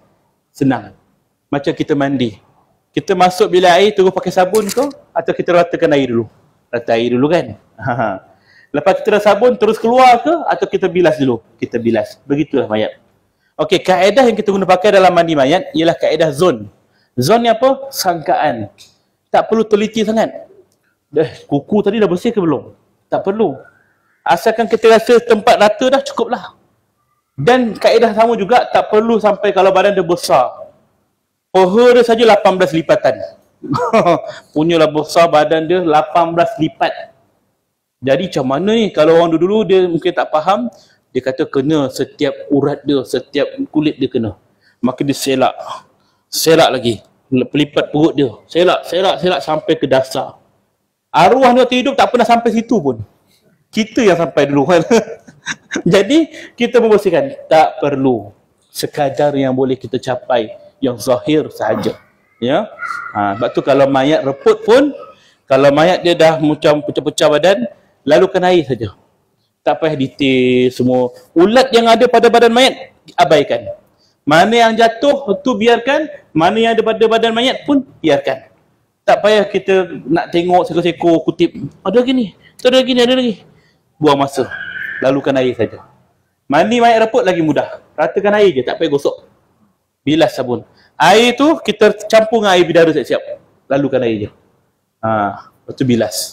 Simple saja. Kalau ulat ni lalukan air. Lalukan air saja. Ulat-ulat ke kalau dia jatuh biarkan, kalau ada pemadaman biarkan. Jadi kita tak payah nak kutip seko-seko ulat tadi. Kulit yang jatuh, rambut yang jatuh, kumpulkan, letak dalam kapas, letak di tepi kain kapan nanti. Itu kaedah dia. Okey, ada lagi soalan untuk mayat reput ke HIV ke? Soalan. Kalau mayat perempuan yang nak cuci bayan kemaluan tu, waris lelaki atau perempuan? Kalau suami isteri, maka boleh. Kalau mak, bagi pada orang perempuan. Kalau yang perempuan tak nak ambil adik? Kalau dia, kita cari dulu kat kawasan kampung kita tu, siapa yang boleh mandikan. Tak ada juga. Anak lelaki boleh, tapi sekadar di bahagian luar. Tak perlu kita korek lebih detail. Luar saja, sekadar lalukan air je. Jirus macam tu je. Hanya je saya. Dia tak perlu kita pegang, bersentuh, tak perlu. Melainkan nampak najis secara jelas. Darah ke apa ke, maka perlu kita sekat, bersihkan. Dia, kalau anak perempuan nak mandikan ayah dia, boleh. Antara batas pusat hingga lutut, dia tak boleh sentuh. Anak lelaki nak mandikan mak, boleh. Antara bahagian dada sehingga lutut, dia tak boleh sentuh. Jadi kita kena faham situ. Ayah boleh tak mandikan anak perempuan, pun boleh. Masih lagi hukum yang sama. Kecuali anak perempuan yang belum balik, boleh ayah dia buat. Okey, selesai. Soalan lain? Dalam grup, okey. Apa beza mandikan jenazah lelaki? dan wanita. Beza dia. Soalannya beza lelaki dan wanita, okey. Air juga untuk kita menutup wajah jenazah. Kan kita beri mandi sebagai pada suami. Air, kain muka untuk kita menutup wajah jenazah. Lepas mandi wajib kita beri pada kita dah mandi jenazah ada kain tutup penuh kan, nak bagi kat waris. Kalau kain batik tu bilik dia, bagilah. Tu bilik dia, hak dia. Pulangkan kain apa semua nak mandi bagi pulang. Kalau nak buang ke, terpulang dia. Ya, boleh serahkan.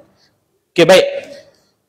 Beza lelaki perempuan sama je, ratakan air, tak ada beza yang secara complicated, tak ada. Biasa je. Okey, dah siap mandi, kita disunatkan wuduk mayat. Wuduk mayat ni sunat saja. Sunat bukan pada mayat, sunat pada orang yang mengambil. Pahala pada kita. Mayat dah biar hukum dia. Sahaja aku wudukkan mayat ini kerana Allah Ta'ala. Terus buat anggota yang wajib. Macam mana kita nak buat anggota yang sunat? Kumurkan mayat, macam mana? Gocang-gocang pula. Masukkan air ke hidung, tak boleh. Jadi terus buat muka. Sahaja aku wudukkan mayat ini kerana Allah Ta'ala. Duduk kat muka, dekat tangan sampai siku, kepala, ambil sunat dia kanan, dia kiri, dan bersihkan ke kanan ke kiri. Selesai. Dan barulah kita ambil air 9 tadi. Sebagai jurusan terakhir. Okey. Panggillah waris-waris dia. Okey, tutup. Ambil air, selawat. Allahumma salli ala sayyidina Muhammad wa ala sayyidina Muhammad. Dia tak ada bacaan khusus. Jadi kita siram saja. Okey, bagi pada waris-waris dia. Bang, ambil ni dulu. Biar berlaku betul-betul. Alright, selesai. Bagi kat waris lain pula. Ambil sikit lagi. Okey. Bagi peluang pada waris lain. Jangan kita seorang je conquer benda tu. Bagi. Dah habis. Sikit lagi. Tuang kan. Jumlah dia tu tidak kira. Selagi mana kalau ada 3 orang ni, bahagilah 3-3 seorang. Tapi kalau terlebih ketua tu tak ada masalah. Tapi kalau ada ramai waris lain, seorang satu cukup lah. Bagi orang lain pula, ya. Sampai semua dah puas hati. Dapat menyantuni jenazah. Clear. Okey, dah siap. Kalau ada bahagian-bahagian macam sebut cendana, kau baru selekat kat badan mayat, nak biarkan pun boleh, nak bilas pun boleh. Terpulang. Kalau bilas, wangi dia tu kurang sikit. Ya. Okey, kemudian kita pun lap jenazah. Tawul. Okey.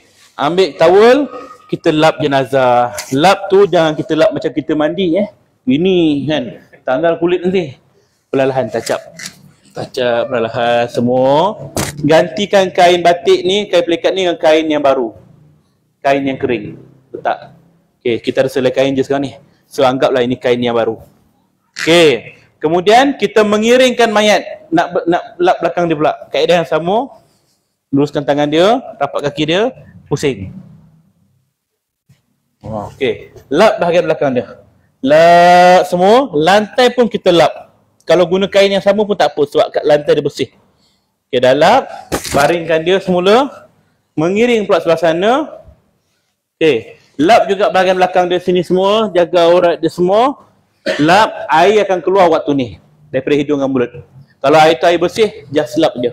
Tapi kalau air tu bercampur dengan kahak ke darah ke apa, ambil air baru, kita bilas dia. Lalukan air. Bilaskan dia. Sampai dia clear. Lap bahagian muka, ambil kapas gulung-gulung, sumbat kapas ke hidung dia. Supaya air tadi tak keluar. Okey, sebelum kita baringkan mayat ni tadi, ambil kain kemban. Ni kain kemban, 1.5 meter. Kita buka kain kemban ni tadi. Buka. Okey, buka dua. Dan kita pun gulung separuh. Okey. Gulung separuh, letak belakang mayat. Okey, ini kita buka. Okey, baringkan mayat. Okey, menyesal aku jadi mayat. Berguli-guli kan aku kan. Okey, ambil tu. Buka. Okey, jadi mayat tu dah ada di atas kain kemban. Kita kiamkan tangan dia. Betul-betul mayat jadi ni. Okey. Kita tutup balik badan dia. Okey. Barulah kita angkat jenazah tadi. Angkat jenazah, dengan kaedah guna kain ni. Kain ini walaupun dia nipis, dia ada kaedah untuk elakkan mayat ni tidak terkoyak kain ni. Ya. Dia kita kena gulung macam ni. Gulung macam ni, dia gripkan macam ni. Pegang macam ni. Okey. Kemudian baru kita angkat. Saya dah uji dah, mayat yang 200 kilo pun boleh kita angkat guna kaedah ni. Dengan syarat tempat mandi dan tempat kapan berdekatan. Jangan mandi kat luar, kapan kat sini. Berabak kat tengah tu nanti. Kan? Dan posisi untuk kita mudah urus jenazah, mandi dan kapan lurus. Meja mandi kat sini, meja kapan kat sini. Jadi senang kita nak angkat jenazah ke sini. Tapi kalau kita letak mandi sini, kapan sini, susah kita nak alihkan mayat ke sini. Orang tengah-tengah ni lah mangsa dia. Sama ada kena panjat atau kena lalu kat bawah pun. Nampak bayangan tak? Lepas tu kita buat macam ni. Alright, kita cuba angkat mayat ni. Okay, minta tolong. Kalau boleh, 3 kiri, 3 kanan. Mari tolong angkat. Angkat mayat ni, saput kepala dia. Okey, belah sini sikit. Angkat. Pegang. Gulung. Alright, sekarang ni kita nak bawa ke tempat kafan. Okey, bangun. Up. Diri. Okey, undur belakang sikit. Undur belakang sikit jap. Belakang undur. Okey, daripada tempat mandi ke tempat kafan. Okey. Letak kat kepala dia tu. Betul-betul lubang dia tu. Alright, ikut parking kat situ. Jadi kalau kita angkat jenazah perempuan, sebab biasanya orang perempuan waktu nak kapan, dia tak larat nak angkat jenazah. Jadi dia minta bantuan orang lelaki untuk angkat jenazah. Jadi kita tak perlu sentuh badan mayat. Pegang kain saja. Ya, kalau yang pegang mayat tu anak-anak dia tak apa. Tapi kalau ni JK masjid, orang luar, maka takkan kita nak pegang mayat perempuan tu. Pegang kain. Lebih selamat. Okey, dah letak jenazah ni kat sini, rapatkan kaki dia, kiamkan tangan dia. Kemudian kita kembankan dia. Tutup. Okey. Ni tak. Kain kemban ni kita akan tarik perlahan. Okey, tutup. Jaga aurat dia. Tarik. Jaga aurat dia. Walaupun seinci pun jangan nampak. Begitu. Clear. Aurat dia. Dia check tu. Okey. Begini keadaan dia. Alright. Kalau badan dia besar, kita kena lebarkan sikit kain tu. Alright. Tutup badan dia dulu. Setengah orang, dia nak tutup dengan kapas. Maka kain kemban tadi, dia selak sikit letak kapas. Selak sikit letak kapas atas badan mayat. Risikonya apa? Mungkin orang ternampak sedikit bahagian aurat dia. Bila dia selak tu. Maka tak perlu selak pun. Tutup dengan kain kemban macam ni. Kemudian baru kita ambil kapas. Mana kapas yang buka tadi? Letak kapas di atas kain. Macam ni pun boleh. Okay. Macam ni je. Sama ada kita nak bentang kapas macam ni atau memanjang, itu kaedah masing-masing. Alright. Saya tak buat penuh lah, kesian dia. Panas nanti. Kipas ni macam ni ke? Okay. Pegang berpeluh dia dalam spa dia. Okay. Kita letak kapas penuh kalau mayat betul. Okey, abang sini ya. Sini. Kita takut belakang nampak. Okey, tutup kapas sampai kaki dia. Kemudian di atas kapas ni nak letak sebuk cendana ke apa baru lagi pun boleh. Okey, dah siap, baru kita tutup dengan tu baju tadi.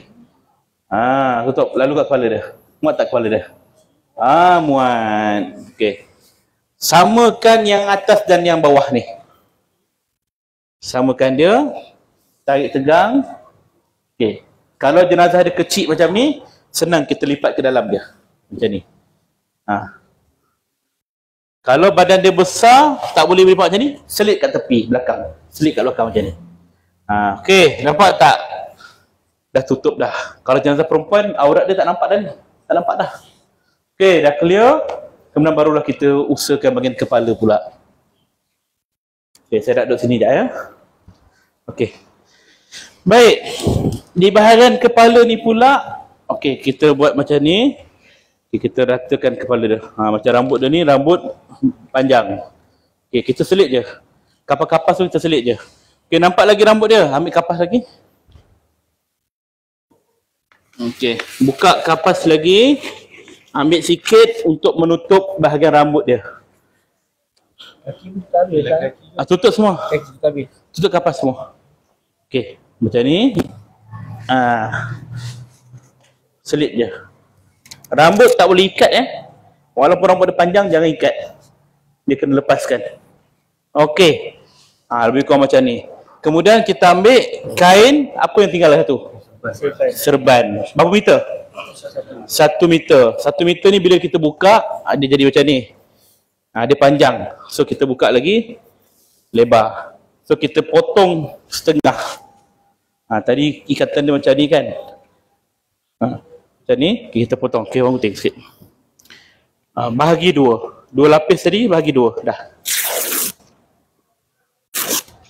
Bahagi 2. Okey, kita ambil yang panjang macam ni. Okey, abang ambil panjang ni, bawa macam ni. Bawa macam ni, buka dia besar. Okey, lipat macam ni. Saiz lebih kurang macam ni. Bawa macam ni. Nak buat macam serban. Okey, saya untuk kain yang ni saya lipat 3 je. Okey, abang lipat sampai habis. Okey. Kemudian yang ni dijadikan sebagai kain macam kain kepala atau kain tudung. Lelaki yang perempuan boleh guna kaedah ni.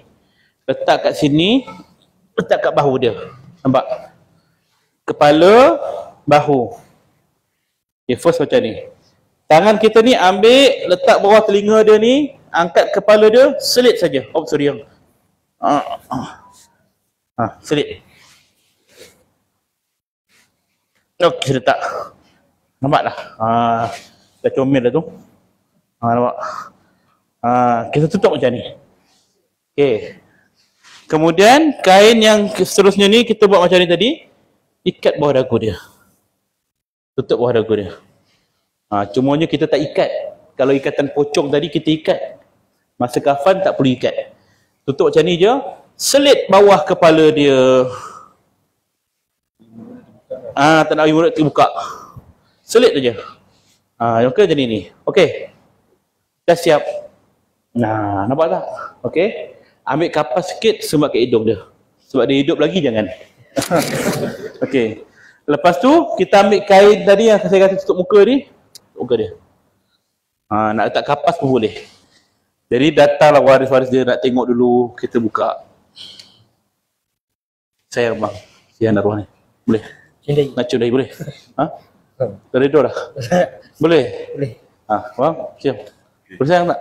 Nak sayang dulu tak? Bagi peluang dulu kan. Okey. Jadi kita bagi ruang pada keluarga dia untuk cium jenazah, tengok jenazah. Dah clear. Okey, barulah kita tutup balik. Dan kita kafankan mayat. Okey, sekarang dengan salin ni. Sebab ni tutup muka dia. Okey. Sebab dia hidup, kita buka balik. Okey.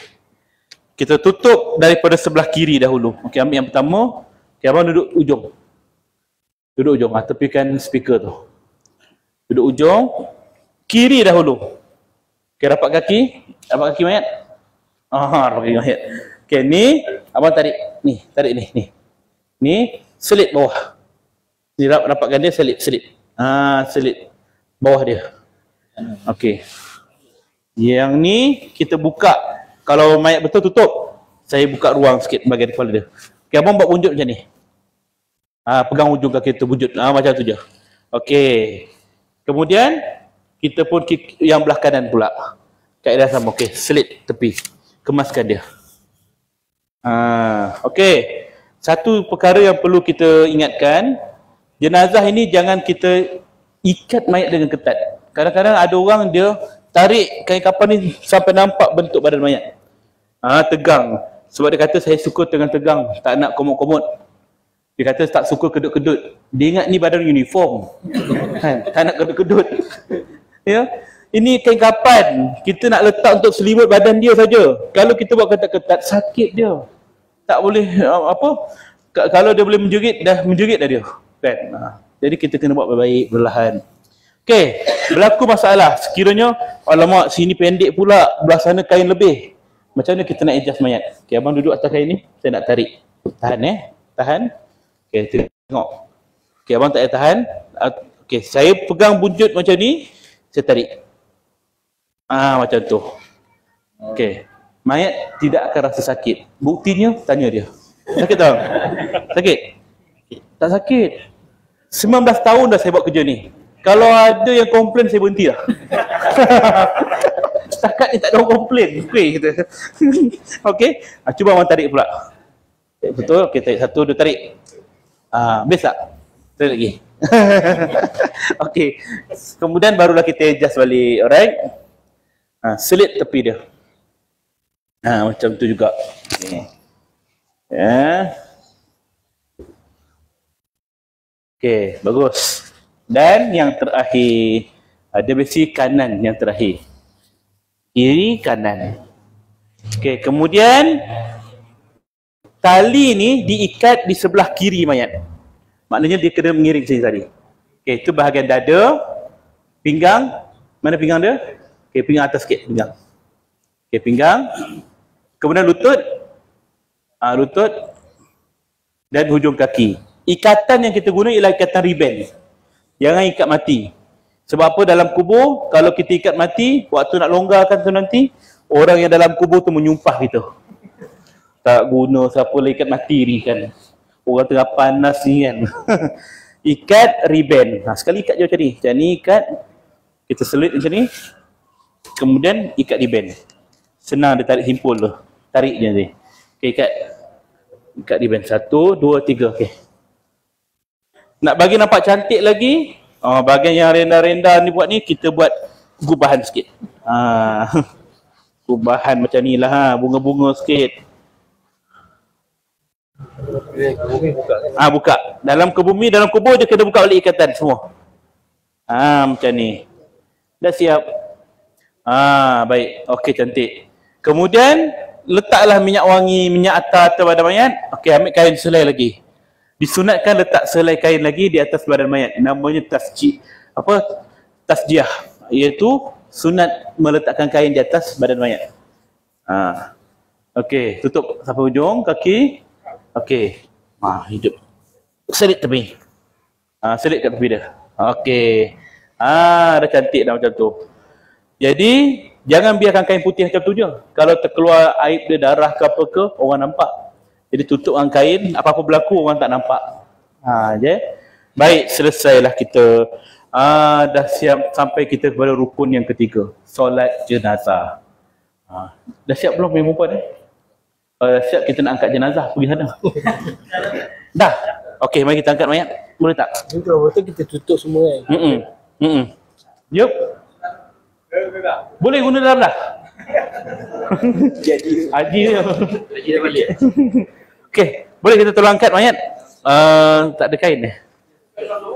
Betul orang kubur kata nak cepat sebelum tu. Okey, boleh angkat? Tak apa, boleh angkat. Okey, kita bawa perlahan ya. Siar mat tu perlahan. Allah Akbar. Al-Fatihah.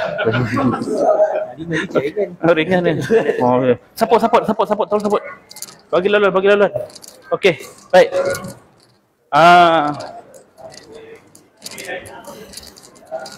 Okey, baik.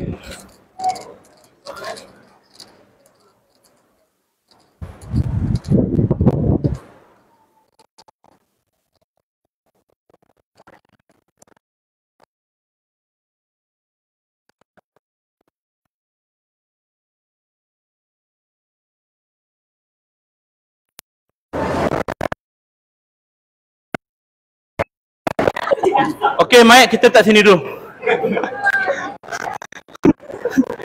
Dah sampai dah.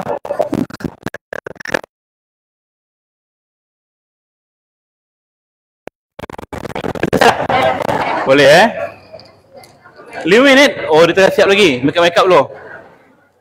Ahsan. Okey, jenazah. Kita nak solat jenazah.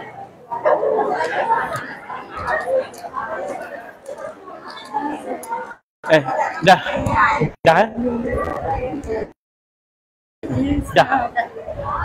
Okey, boleh angkat jenazah letak ke sini. Okey, tuan-tuan dan puan-puan, kita ada jenazah lelaki nak disolatkan.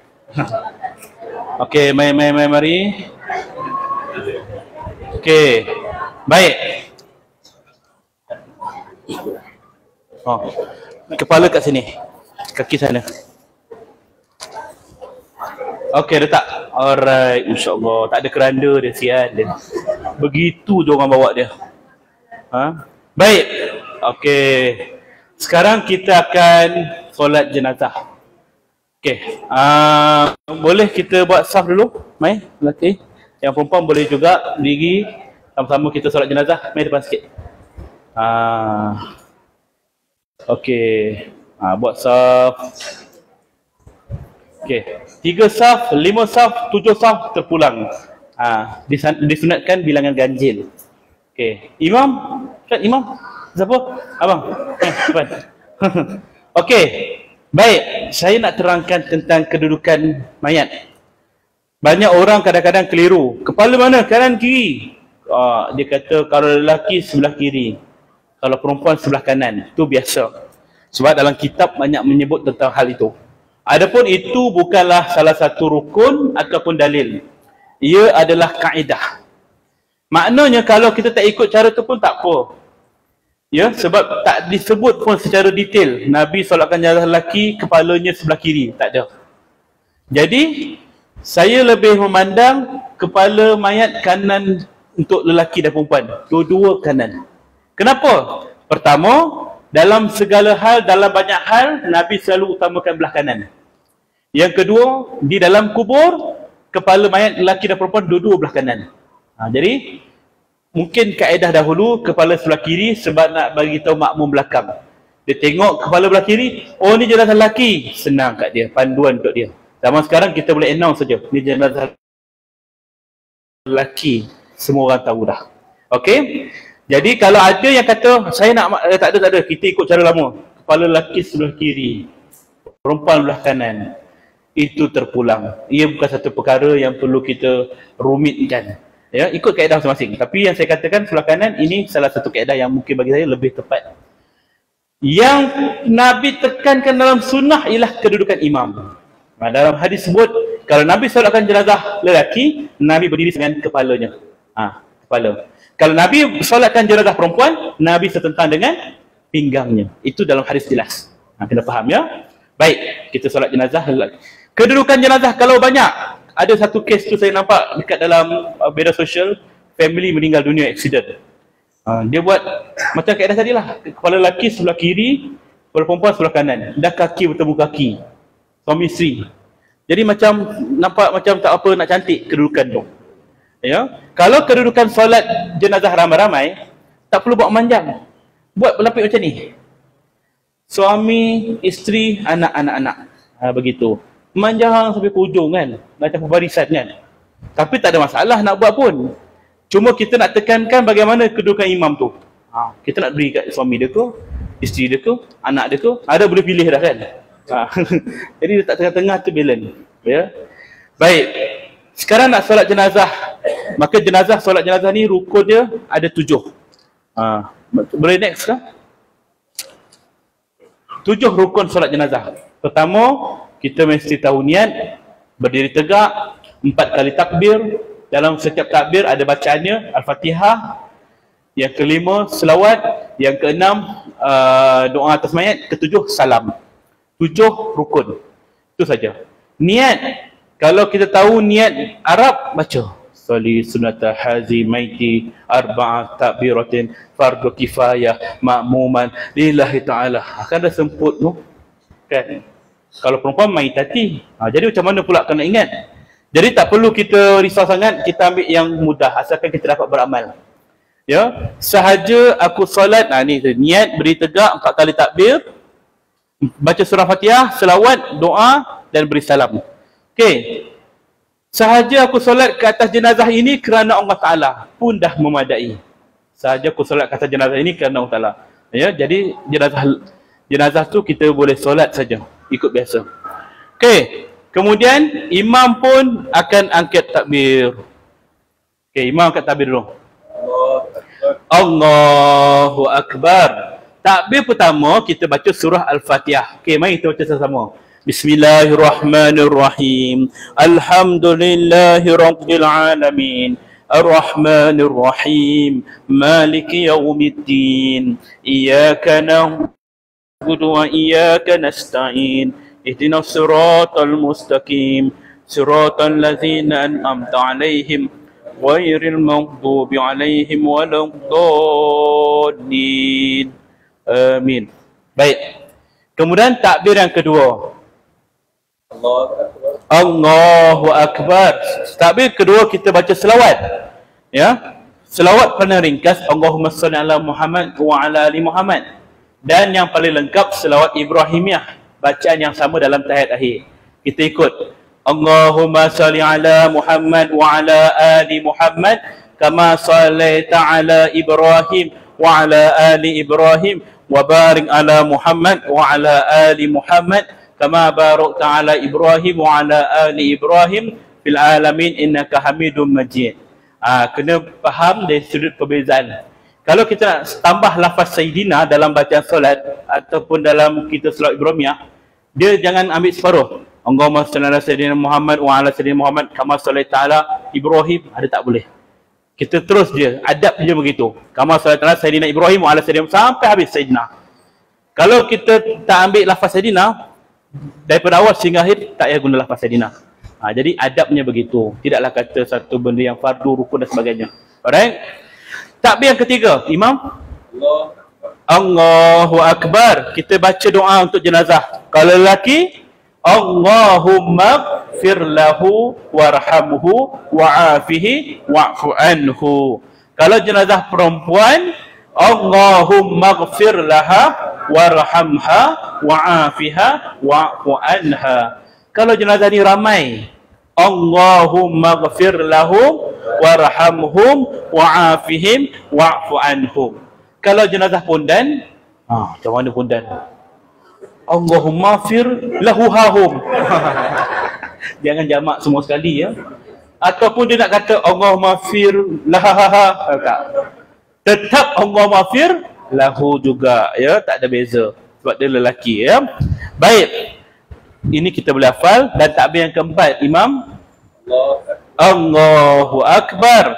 Okey, biasanya kita akan terus salam. Tapi di tempat kita ada doa. Kadang-kadang imam dia lama kat takbir keempat tu.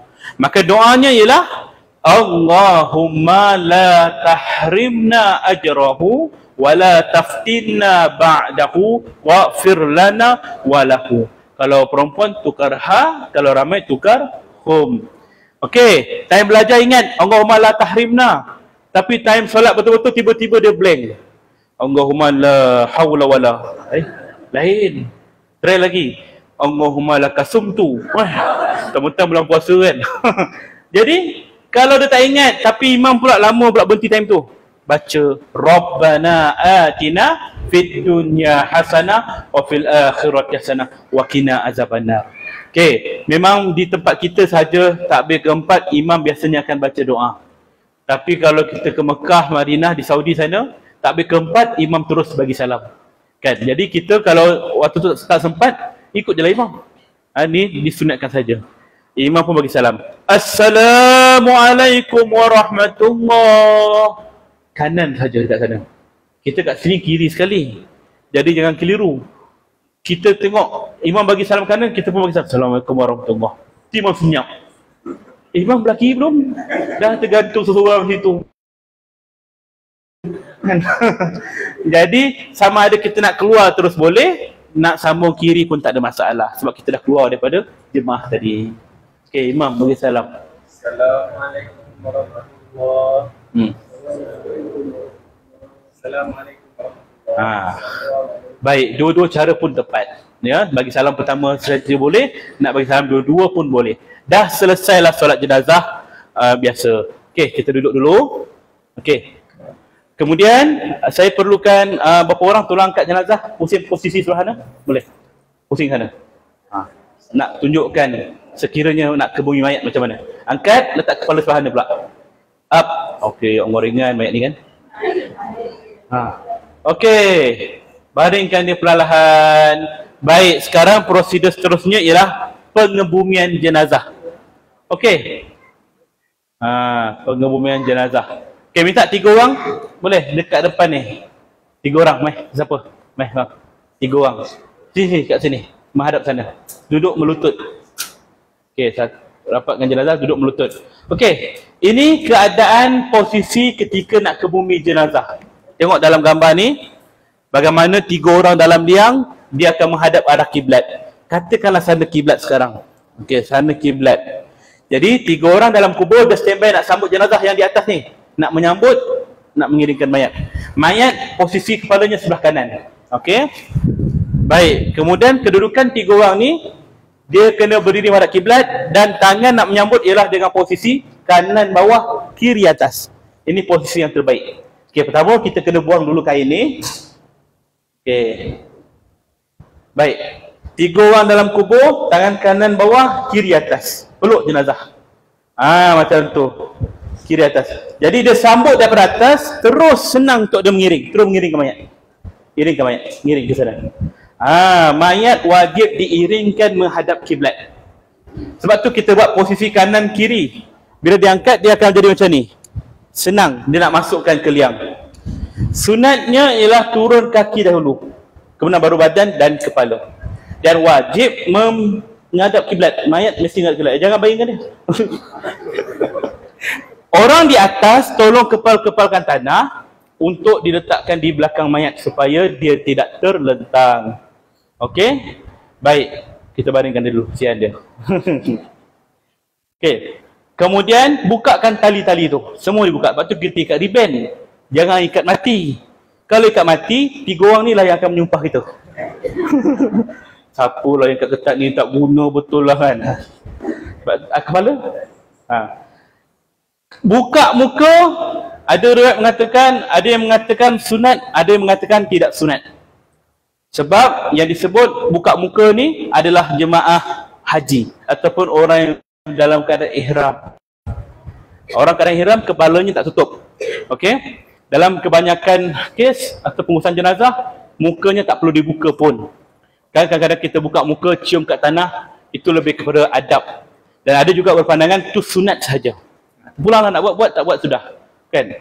Tengok keadaan. Kalau mayat tu dalam keadaan sempurna, bolehlah kita buka muka dia. Tapi kalau keadaan dia dalam keadaan yang mungkin ada penyakit berjangkit, HIV reput, tak payah buka muka dia. Okay, yang wajib mengiring saja menghadap kiblat.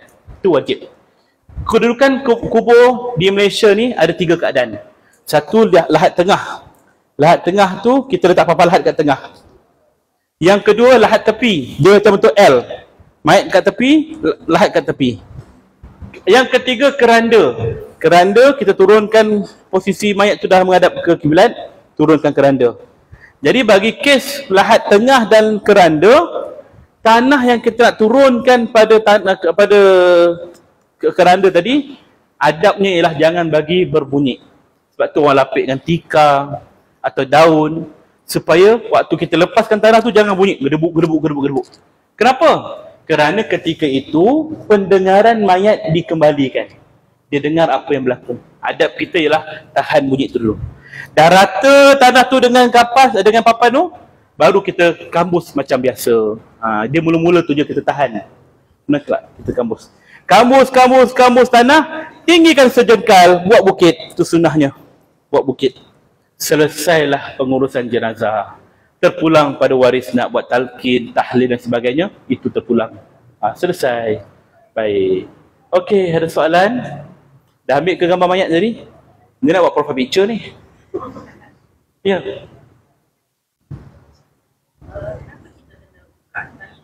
Bagus soalan tu. Tu je. Kenapa kena buka tali tu? Baik. Kerana tali itu bukan keperluan untuk mayat. Ia keperluan untuk kita supaya mengelakkan kain tadi terbuka. Ketika kita nak bawa jenazah ke kubur, ada kemungkinan kain itu akan terbuka. Jadi kita kena ikat. Dalam kubur tak ada keperluan dah. Maka lepaskan ikatan. Itu juga adalah adab pada mayat. Wallahu a'lam. Ada soalan lain? Solat jenazah. Solat jenazah kunsa dulu. Jenazah kunsa. Tadi kita sebut pondan. Pondan orang lelaki uruskan. Kalau kunsa macam mana? Siapa uruskan? Kunsa ni apa? Ada 2 jantina kan? Lelaki dan perempuan. Okey, dia bergantung pada kaedah ataupun cara hidup dia waktu dia hidup. Macam mana cara dia? Walaupun nama IC dia lelaki, Muhammad contohnya. Tapi hidup dia macam perempuan. Kan? Jadi, yang boleh menentukan adalah keluarga dia. Dia ni memang kita daftar dulu, kita ingat dia lelaki. Jadi kami letak nama lelaki. Jadi bila dia besar, kelakuan dia macam perempuan. Dia kunsa. Kunsa memang semula jadi. Maka wajib orang perempuan yang uruskan. Walaupun IC-nya lelaki. Ya, tu kunsa.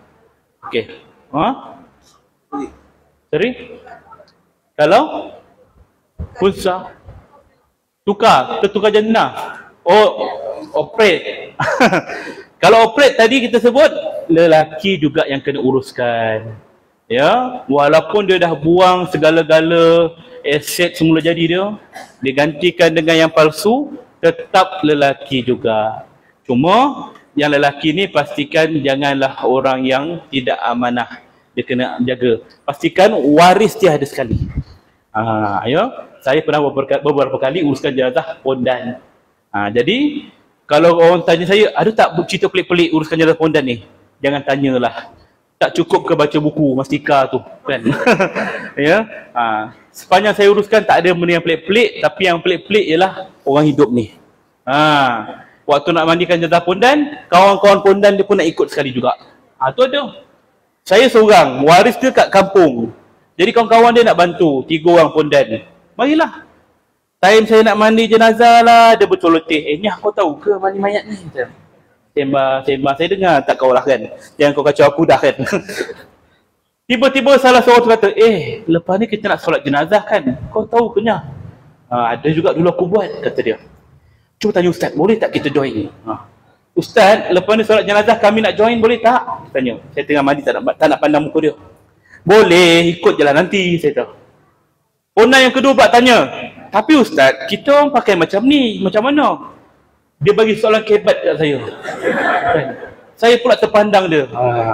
Jam kejap kalau tak. Kan? Awak pun tahu kan batas awak kan? Jaga je lah, hadap kan? Tutuplah sikit bahagian yang terkeluar tu kan? Cakap macam tu. Yang pun yang ketiga pula kata, Ustaz, kalau ada kain telekung kami nak pinjam. Kau aku mandikan kau kan, kau tahu. Ni cerita tu lah yang mati tak ada masalah, hidup ni kan. Itu antara kisah dia ya. Baik. Jadi kita dah selesai jenazah, bukalah di sini dia. Okey. Ada soalan lain? Ya, ada soalan lain. Kalau jenazah tu yang orang tua perlukan kita beli pada bagus soalan tu. Apa dia soalan tadi? Ya, soalan. Boleh ke bumi dengan keranda macam raja-raja? Okey. Kita jawab soalan abang ni dulu. Macam mana kalau kaki mayat tu terlipat ke bengkok ke apa ke? Ada beberapa kes yang kita uruskan begitu, ya. Mayat secara sempurnanya kita nak kiam. Tapi ada satu kes yang saya lihat, mayat tak boleh nak kiam. Orang tua 90 tahun lebih. Ya Allah, kesiannya dia hidup lagi, ya Allah. Bangun. Panjang umur dia. Sonok. Interview dia. Cara sonok ke? Lena Jadi terasa macam nak ulang lagi ke tak? Sana. Interview dengan dia. Baik, terima kasih bang duduk dulu. Jadi ketika saya nak uruskan mayat, umur 90 tahun. Anak lelaki dah besar dah 4 orang. Kaki tangan dia lurus. Kita nak kiam tak boleh sebab dia dah keras. Dia meninggal malam tadi, pagi baru panggil saya. Baju dia ni tak buka lagi. Jadi terpaksa gunting, tangan dia keras. Terpaksa gunting baju dia. Waktu saya nak kiamkan tak boleh, saya kata pada anak dia, bang, nanti waktu kafan, tangan mayat lurus macam ni. Saya tak mampu nak kiamkan, dia dah keras. Okeylah Ustaz, buatlah apa yang Ustaz tahu, kata anak dia. Salah seorang anak dia tak setuju. Lelaki. Ustaz, kalau boleh biar kiamlah. Saya tak boleh, saya kata. Tak apa, biar saya buat. Saya ada belajar, Ustaz tu kata, sapu minyak bagi lembutkan sendi.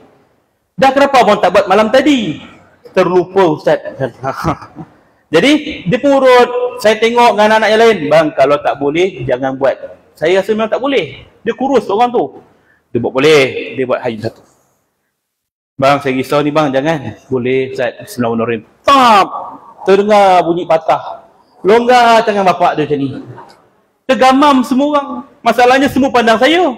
Apa salah aku? Kau yang buat kan? Aku dah kata jangan buat. Kau buat kan. Semua muka merah. Yang muka adik yang buat tu muka pucat.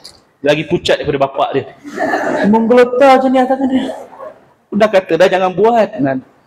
Anak dia yang sulung pun marah saya, tanya saya, "Ustaz, patah ke tu?" Dah bagi soalan kebat juga kan. Tanyalah adik dia kan. Saya pun tengok muka masing-masing kan. Aduh, apa. Sambil tu tengah fikir ni.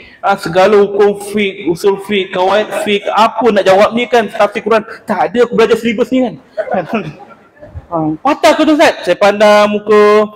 Ustaz, patah ke tu? Saya pun pegang tangan arwah tu, saya urut-urut. Bang, tenang ya semua, tenang. Jangan kita kecoh-kecoh. Lepas tu dah kecoh dah. Tak patah pun. Tak patah. Kami dengar bunyi kuat tadi Ustaz. Tangan ayah pun dah longgar macam ni. Dia dah bising. Bang, kadang-kadang kita ni lenguh otot. Cuba mau buat macam ni. Pram. Itu otot. Saya kata. Dah, kita tak payah fikir dah pasal ni. Mana yang mampu je kita buat. Yang tak mampu kita jangan paksa. Saya cuba nak kawal situasi. Rupanya abang dia tak puas hati. Dia pandang adik dia. Nasib baik tak patah. Kalau patah, aku patahkan tangan kau. Garang adik dia. Kecoh dalam bilik tu. Dalam hati kecil saya kata, nasib baik aku tipu. Memang patah pun. Sampai sekarang dia tak tahu cerita sebenar. Tapi kalau ada yang sampaikan berita ni pada dia, saya tahu nak cari siapa. Mesti orang bandar si Putra ni. Alamak, ada live lah pula. Sensor. Okey. Jadi apa yang berlaku? Mayat yang dalam keadaan begitu, pernah juga saya buat. Dia bermacam-macam. Ada mayat yang tangan dia begini. Landing. Landing kau ya? Macam ni. Tak boleh buat turun, dah peluk. Jadi macam mana Ustaz nak buat ni? Kata saya punya tim. Cubalah turunkan. Memang tak boleh, saya pun buat tak boleh. Jadi kita pun mandikan mayat dalam keadaan begini tangan dia. Kapankan mayat pun dalam keadaan tangan begini. Boleh, tak ada masalah, kita boleh handle. Masalah utama ialah ketika jiran-jiran dia datang. Datang seorang makcik tu mulut lepas. Apa kau bang bona kepala budak ni? Ya Allah makcik, jangan tegur. Tu bukan kepala, tangan tu. Mulut jahat, astagfirullahaladzim. Jadi tuan-tuan, apa yang berlaku pada mayat jangan kita tegur. Ya, ada satu kes kat Terengganu, lagi rare kes dia. Tim kami kat Terengganu hantar laporan kat saya. Satu mayat ditemui dalam keadaan mati bersila. Tuan-tuan dan puan duduk ni. Bersila orang tu, betul-betul bersila. Mati ke tu? Mati. Kenapa tak bawa pergi hospital? Polis aku akan permit, boleh urus dah. Tapi kami tak boleh nak baringkan dia. Dia dah keras. Macam mana nak buat ni Ustaz? Saya kata ikutlah kemampuan dia. Memang dia mandikan jenazah. Saya dapat laporan, dia kata, Ustaz, kami mandikan dia dalam keadaan bersila. Tak ada masalah. Kami kafarkan mayat dalam keadaan bersila pun tak ada masalah. Yang cabaran bagi kami apa dia? Ketika nak solatkan jenazah, dia bersila depan kami. Allah. Pusing balik. Itu keadaan mayat, ya, bermacam-macam. Jadi kita sebagai orang yang melihat, jangan kita tanya, kenapa kaki dia berlipat macam tu? Tak ada. Memang ada sebab lah tu. Ya. Jangan sibuk kita tanya waris dia ke apa. Tak ada je tukang mandi sesaja nak adjust. Okey, mayat ni kita lipat macam ni, okey? Tak ada. Mesti ada sebab. Jadi apa yang kita nampak tu, diam je lah. Nampak yang tak baik, diam. Nampak yang baik, cakap baik-baik. Okey. Wallahu a'lam. Tadi soalan tadi, apa tadi ya? Lupa dah. Saya pun dah lupa dah. Biarlah. Ya, puan. Kita ada time masa ada lagi sikit.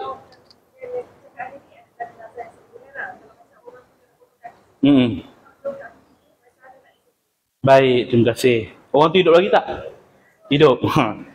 Kaki dia potong. Accident ke, kecil manis ke, potong. Macam mana ni? Nak uruskan dia. Dia dalam keadaan tak sempurna kan? Jadi, pernah satu kes saya dapat. Dia kata ni kaki saya. Dah sebulan dah tak siapa nak uruskan. Minta tolong Ustaz uruskan. Pakai tongkat dia, kesian dia awak kan. Kita pun mandikan kaki dia. Bersihkanlah. Kena bersihkan dulu juga. Kafankan juga. Dan saya serahkan. Bang, nah siap. Boleh ke bumi. Dia tanya saya, tak payah solat. Abang hidup lagi kan? Nak solat buat apa kan? Jadi, kita hanya sempurnakan rukun yang mandi, kafan dan juga ke bumi saja. Selagi orang tu hidup, tak boleh solat dia, ya. Nak ke bumi kat mana? Okey. Biasanya kubur dia ada tanah yang tepi-tepi untuk anggota badan. Dan kita juga boleh kebumikan di atas kubur orang tua kita atau keluarga kita. Dia biasanya 6 kaki, 7 kaki. Kita gali setakat dalam 3 kaki pun cukup. 3 kaki dalam, letakkan anggota badan tu, kambus. Asalkan binatang tak boleh gali, cukup. Ya puan? Kain kapan tu banyak. Kain kapan sekadar wajib tutup aurat selesai. Kalau perlu selai kata cukup dah, kita balut dah guna kain toto. Cukup lah. Toto kan tebal. Kalau dia kata kain putih, nampak lagi bentuk badan dia tu, maka kena buat 2 lapis atau 3 lapis. Ya wajib dia ialah tutup aurat. Ya bang. Kan lepas kesan kapal jenazah selesai, kita dapat kesan najis lagi kan. Baik, terima kasih, bagus soalan. Dah siap mandi kapal, tiba-tiba nampak najis. Perlu mandi lagi ke tidak? Okey. Jawapannya ialah tukang mandi kena pastikan dahulu keadaan mayat. Mana luka dia, najis dia macam mana keadaan. Kalau dia masih ada najis, kita bersihkan dan boleh pakaikan pampers ke. Ya, kalau jenazah perempuan tu dia keluar haid, kita boleh pakai pad pada dia, letak plastik, boleh. Apa kaedah boleh untuk tahan. Kan? Tu kaedahnya. Dan kita segera solatkan jenazah tu. Dah siap kapan, terus solatkan dia, lepaskan rukun dia. Kalau tak solat, tiba-tiba keluar darah, keluar najis, maka wajib kita bersihkan balik najis tu badan dia, tukar dengan kain yang baru. Dia kan mandi, bersihkan kawasan kotor tu, tukar kain yang baru. Ya. Kalau kita dah solat, tiba-tiba keluar darah, maka tidak wajib kita tukar kain yang baru. Sebab rukun dah lepas. Nak melepaskan rukun solat tu saja. Contoh, kita mandi kapan ke hospital. Orang hospital pun, tukang mandi mayat pun dah solatkan dia. Bawa ke Masjid Madasi Putra. Tiba-tiba nampak keluar darah. Macam mana ni nak buat ni? Tanya, dah solat belum tadi kat masjid dekat hospital? Dah solat dah. Selesai. Kita kat sini boleh solat tak? Boleh. Solatlah, sunat dia. Tak ada masalah. Walaupun dia keluar darah, tak ada masalah. Solat sahaja. Sebab yang rukun dah lepas. Okey, faham situ ya? Wallahualam. Dia puan.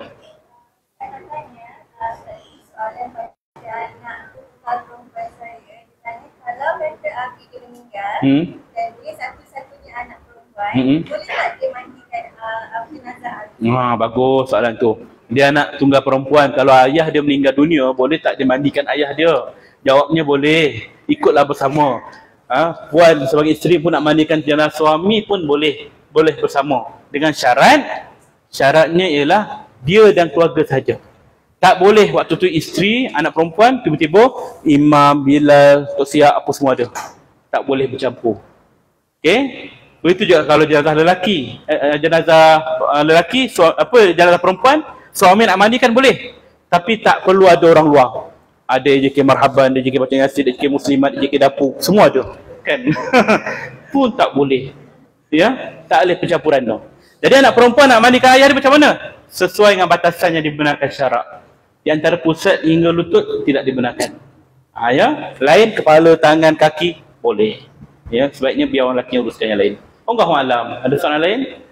Tadi. Bolehkah kebumi dengan keranda? Boleh tak kebumikan jenazah dalam keranda macam raja-raja tu? Raja kan turunkan keranda seketul macam tu kan. Jadi jawapannya ialah boleh. Tengok pada keadaan tanah. Sebaik-baiknya tidak ada keranda. Tapi keadaan tanah tu ataupun mungkin keadaan mayat tu yang mustahil untuk kita kebumi dalam keadaan normal, maka gunalah keranda. Contoh, tanah ada tanah lembut, nak buat benteng untuk kapal lahat tak boleh, so guna keranda. Ataupun mayat terbakar hancur macam MH17, bawa balik dengan keranda sekali, macam mana kita nak buka tengok mayat tu? Maka kebumikan sekali dengan keranda. Maka itu keadaan mayat. Wallahualam. Boleh tak kita lambatkan ke bumi jenazah sebab ada keluarga on the way nak balik? Tadi dah jawab dah. Boleh tak lambatkan urusan jenazah sebab keluarga on the way. Tengok pada keadaan. Kalau masa tu panjang lagi, mayat pun tidak berubah sifat dia, bagi peluang pada keluarga. Jangan kita kata cepat-cepat, bapak meninggal pukul 8 pagi, nak ke bumi tengah hari. Orang jauh-jauh susahlah nak datang. Bagi peluang juga pada mereka yang lain. Ya. Wallahualam. Soalan? Alright? Ya. Oh, mayat tak tanya. Jadi kalau mayat mati syahid, tak beruskan. Okey, baik. Ada kapas tu, kata bawa balik ni. Mayat mati syahid tak perlu uruskan ke? Syahid macam mana? Kalau syahid dalam peperangan, terus ke bumi. Kalau syahid yang disebut oleh Nabi sebagai syahid akhirat. Siapa syahid akhirat? Golongan yang mati kerana runtuhan, terbakar, orang yang mati lemas, orang yang mati kerana sakit perut, wabak penyakit, orang yang mati bersalin, maka ini semua syahid. Syahid macam mana? Wajib mandi, kafan, solat dan ke bumi. Tapi dekat akhirat nanti dia dapat pahala syahid. Itu syahid akhirat. Syahid dunia akhirat fisabilillah tadi. Tak perlu mandi, kafan, solat, terus ke bumi. Pahala dekat sana menanti. Okey? Wallahu a'lam. Ada soalan lain? Hai puan.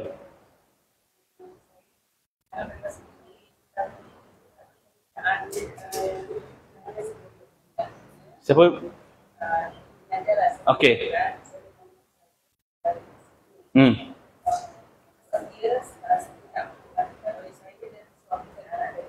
Okey.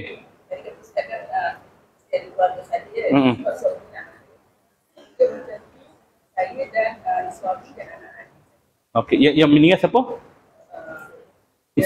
Jiran, perempuan lah. Dia kata nak minta keluarga puan yang uruskan, macam tu.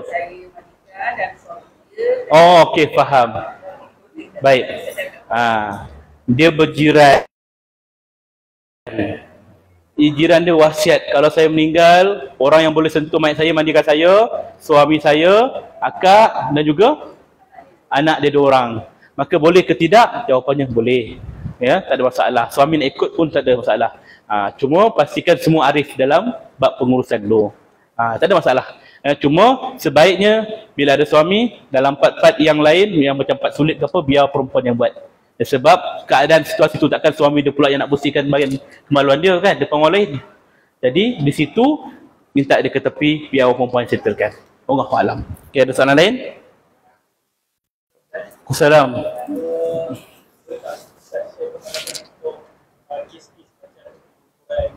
Baby.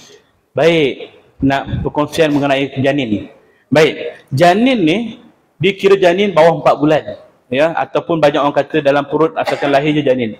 Ya, biasa 6 bulan ke atas tu dah baby dah.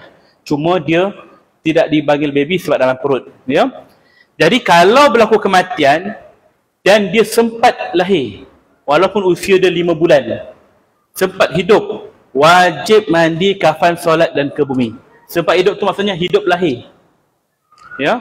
Tapi kalau dia meninggal dalam perut, meskipun dia waktu tu ketika tu umurnya 7 bulan, 8 bulan, meninggal dan terpaksa keluarkan mayat dia tu, maka wajib mandi, kafan dan ke bumi saja. Solat itu sunat saja bagi umur 6 bulan ke atas. 6 bulan ke bawah tidak sunat. Kena faham situ ya. Jadi perbezaannya pertama, lahir hidup wajib berapa pun umur dia. Yang kedua, wajib sunat sekiranya 6 bulan ke atas. Dalam perut meninggal, sunat. Yang ketiga, tidak sunat 6 bulan ke bawah. Ya, mana kata nak buatlah. Tapi dalam hal ini ada orang kata 4 bulan ke atas dah ada roh dah, boleh tak kami nak solatkan? Buatlah. Jalan selamat dia nak solat, siapa solat je, tak ada masalah. Allahu a'lam. Okey, ada soalan lain? Jadi jenazah tadi nak uruskan macam mana? Bersihkan, pakaikan kain ikut keadaan yang sekadar yang sesuai dengan saiz dia, solat dan ke bumi terus. Dia dalam tak macam jenazah besar, 2 kaki, 3 kaki pun dah cukup dah. Ya.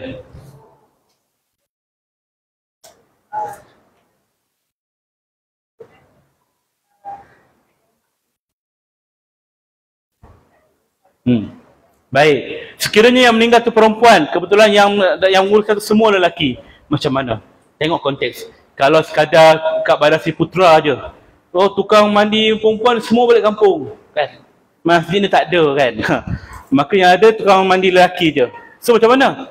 Kenalah cari tukang mandi masjid lain. Selagi kita boleh capai maklumat ada orang lain, panggil, wajib. Kalau kita kat padang gurun Sahara, memang kita je kan yang meninggal perempuan, yang lain semua lelaki, yang bukan mahram pula tu. Macam mana nak buat?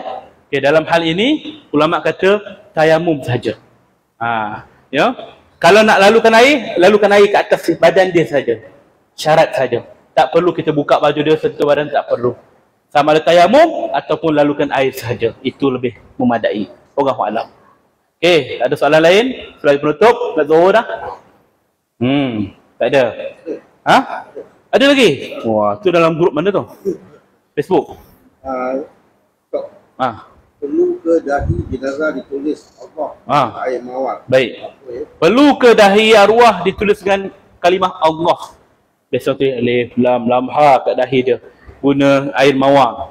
Jawapannya tak perlu. Ya, tak ada keperluan, tak ada suruhan, tak ada dalil yang menurut dia lebih kepada kadang-kadang orang tu ikut-ikut je, orang lain buat, aku pun nak buat lah. Benda tak payah. Ya, tak minyak wangi, cium jenazah macam biasa, dah. Jangan kita nak tulis-tulis ke apa ke, tak ada keperluan kat situ, bukan tempat dia. Allahu a'lam. Okey. Dan sebagai penggulungan tuan-tuan, satu hal lagi yang perlu saya sebut ialah berkaitan dengan bila orang nak cium jenazah, akan ada beberapa watak yang akan muncul. Nak cium ni, tahan air mata. Jangan kena air mata. Air mata seksa mayat nanti. Kan? Kita nak cium keluar air mata, dia tahan. Lap air mata dulu. Lap, dah tunjuk merah mata dah.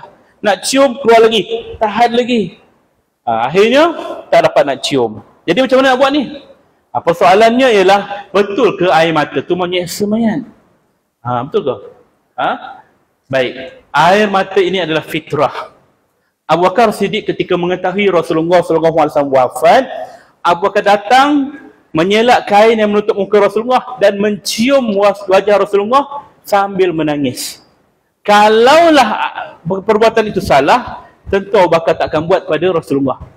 Jadi persoalannya lah air mata tidak menjadi masalah jika jatuh pada badan mayat. Dia tidak dikira meratap. Ya? Kumpullah adik-beradik, ada 10 orang. Okey, siapa nak menangis? Dadah dalam gayung ni. Dadah dalam gayung. Dah penuh dah gayung ni, curah kat muka ayah dia. Pram. Pun tak menyeksa mayat. Ya? Nak mengatakan hukum kat situ. Ya? Cuma meratap yang Nabi sebut. Jangan meratapi mayat kerana ia menyakiti mayat. Macam mana meratap? Walaupun tak sentuh mayat, dia monjok-jerit kat masjid. Abah dah mati, abang dah mati. Kenapa abang mati kan? Kata saya hidup semati kan. Memanglah seorang hidup seorang mati kan. Dia pergi tumbuk dinding. Abang mati, abang mati, mengamuk. Tu imam pun tegur, sabar kak, sabar. Dia tumbuk imam. Itu meratap, dia tak reda. Maka inilah yang Nabi tegar. Jangan kamu meratapi mayat kerana ia menyakiti mayat. Ya? Walaupun tak sentuh mayat. Jadi air mata tidak menyakiti mayat. Namun dari segi adab, sebaiknya nak cium jenazah, laplah air mata dulu. Sebab bukan kita seorang je nak cium. Dia dah lah cium, menitik air mata kat muka mayat. Pekis dengan ingus lagi melekat. Tak apalah, saya dah betul pergi. Orang belakang pun nak cium juga. Tengok bahan bukti yang ditinggalkan. Tak apalah, imam saya reda. Tutuplah. Jadi kesimpulannya, air mata tidak menyakiti mayat, tetapi menyakiti orang belakang. Jadi laplah sebelum cium mayat, ya. Baik, itulah kesimpulan saya dapat. Jika ada sebarang persoalan lagi tuan-tuan, mungkin tak sempat, mungkin tak terfikir lagi, tuan-tuan boleh menghubungi saya melalui media sosial sama ada Facebook, Instagram ataupun TikTok ada. Ya, searchlah Ustaz Undertaker. Ya. Jadi di situ akan ada. Saya dekat TikTok saya ada pin video yang tadi saya tunjuk awal ni tadi. Jadi boleh tengok balik. Tadi mungkin tak clear, tengok dalam TikTok Ustaz Undertaker, ya. Follow, subscribe kan.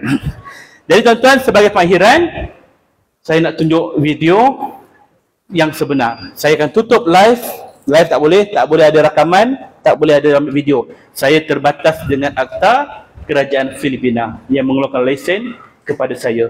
Jadi kepada warga Facebook dan TikTok, bye-bye. Jumpa lagi. Assalamualaikum warahmatullahi wabarakatuh. Okey, tutupnya. Baik. Okey. Ini ada sedikit bahagian aurat sikit yang terbuka, tapi kita anggap untuk belajar. Ini dia atas bahagian ari-ari. Ari-ari ni di atas kemaluan, bawah perut. Ari-ari mayat lelaki ni. Okey. Kita buka bahagian tu untuk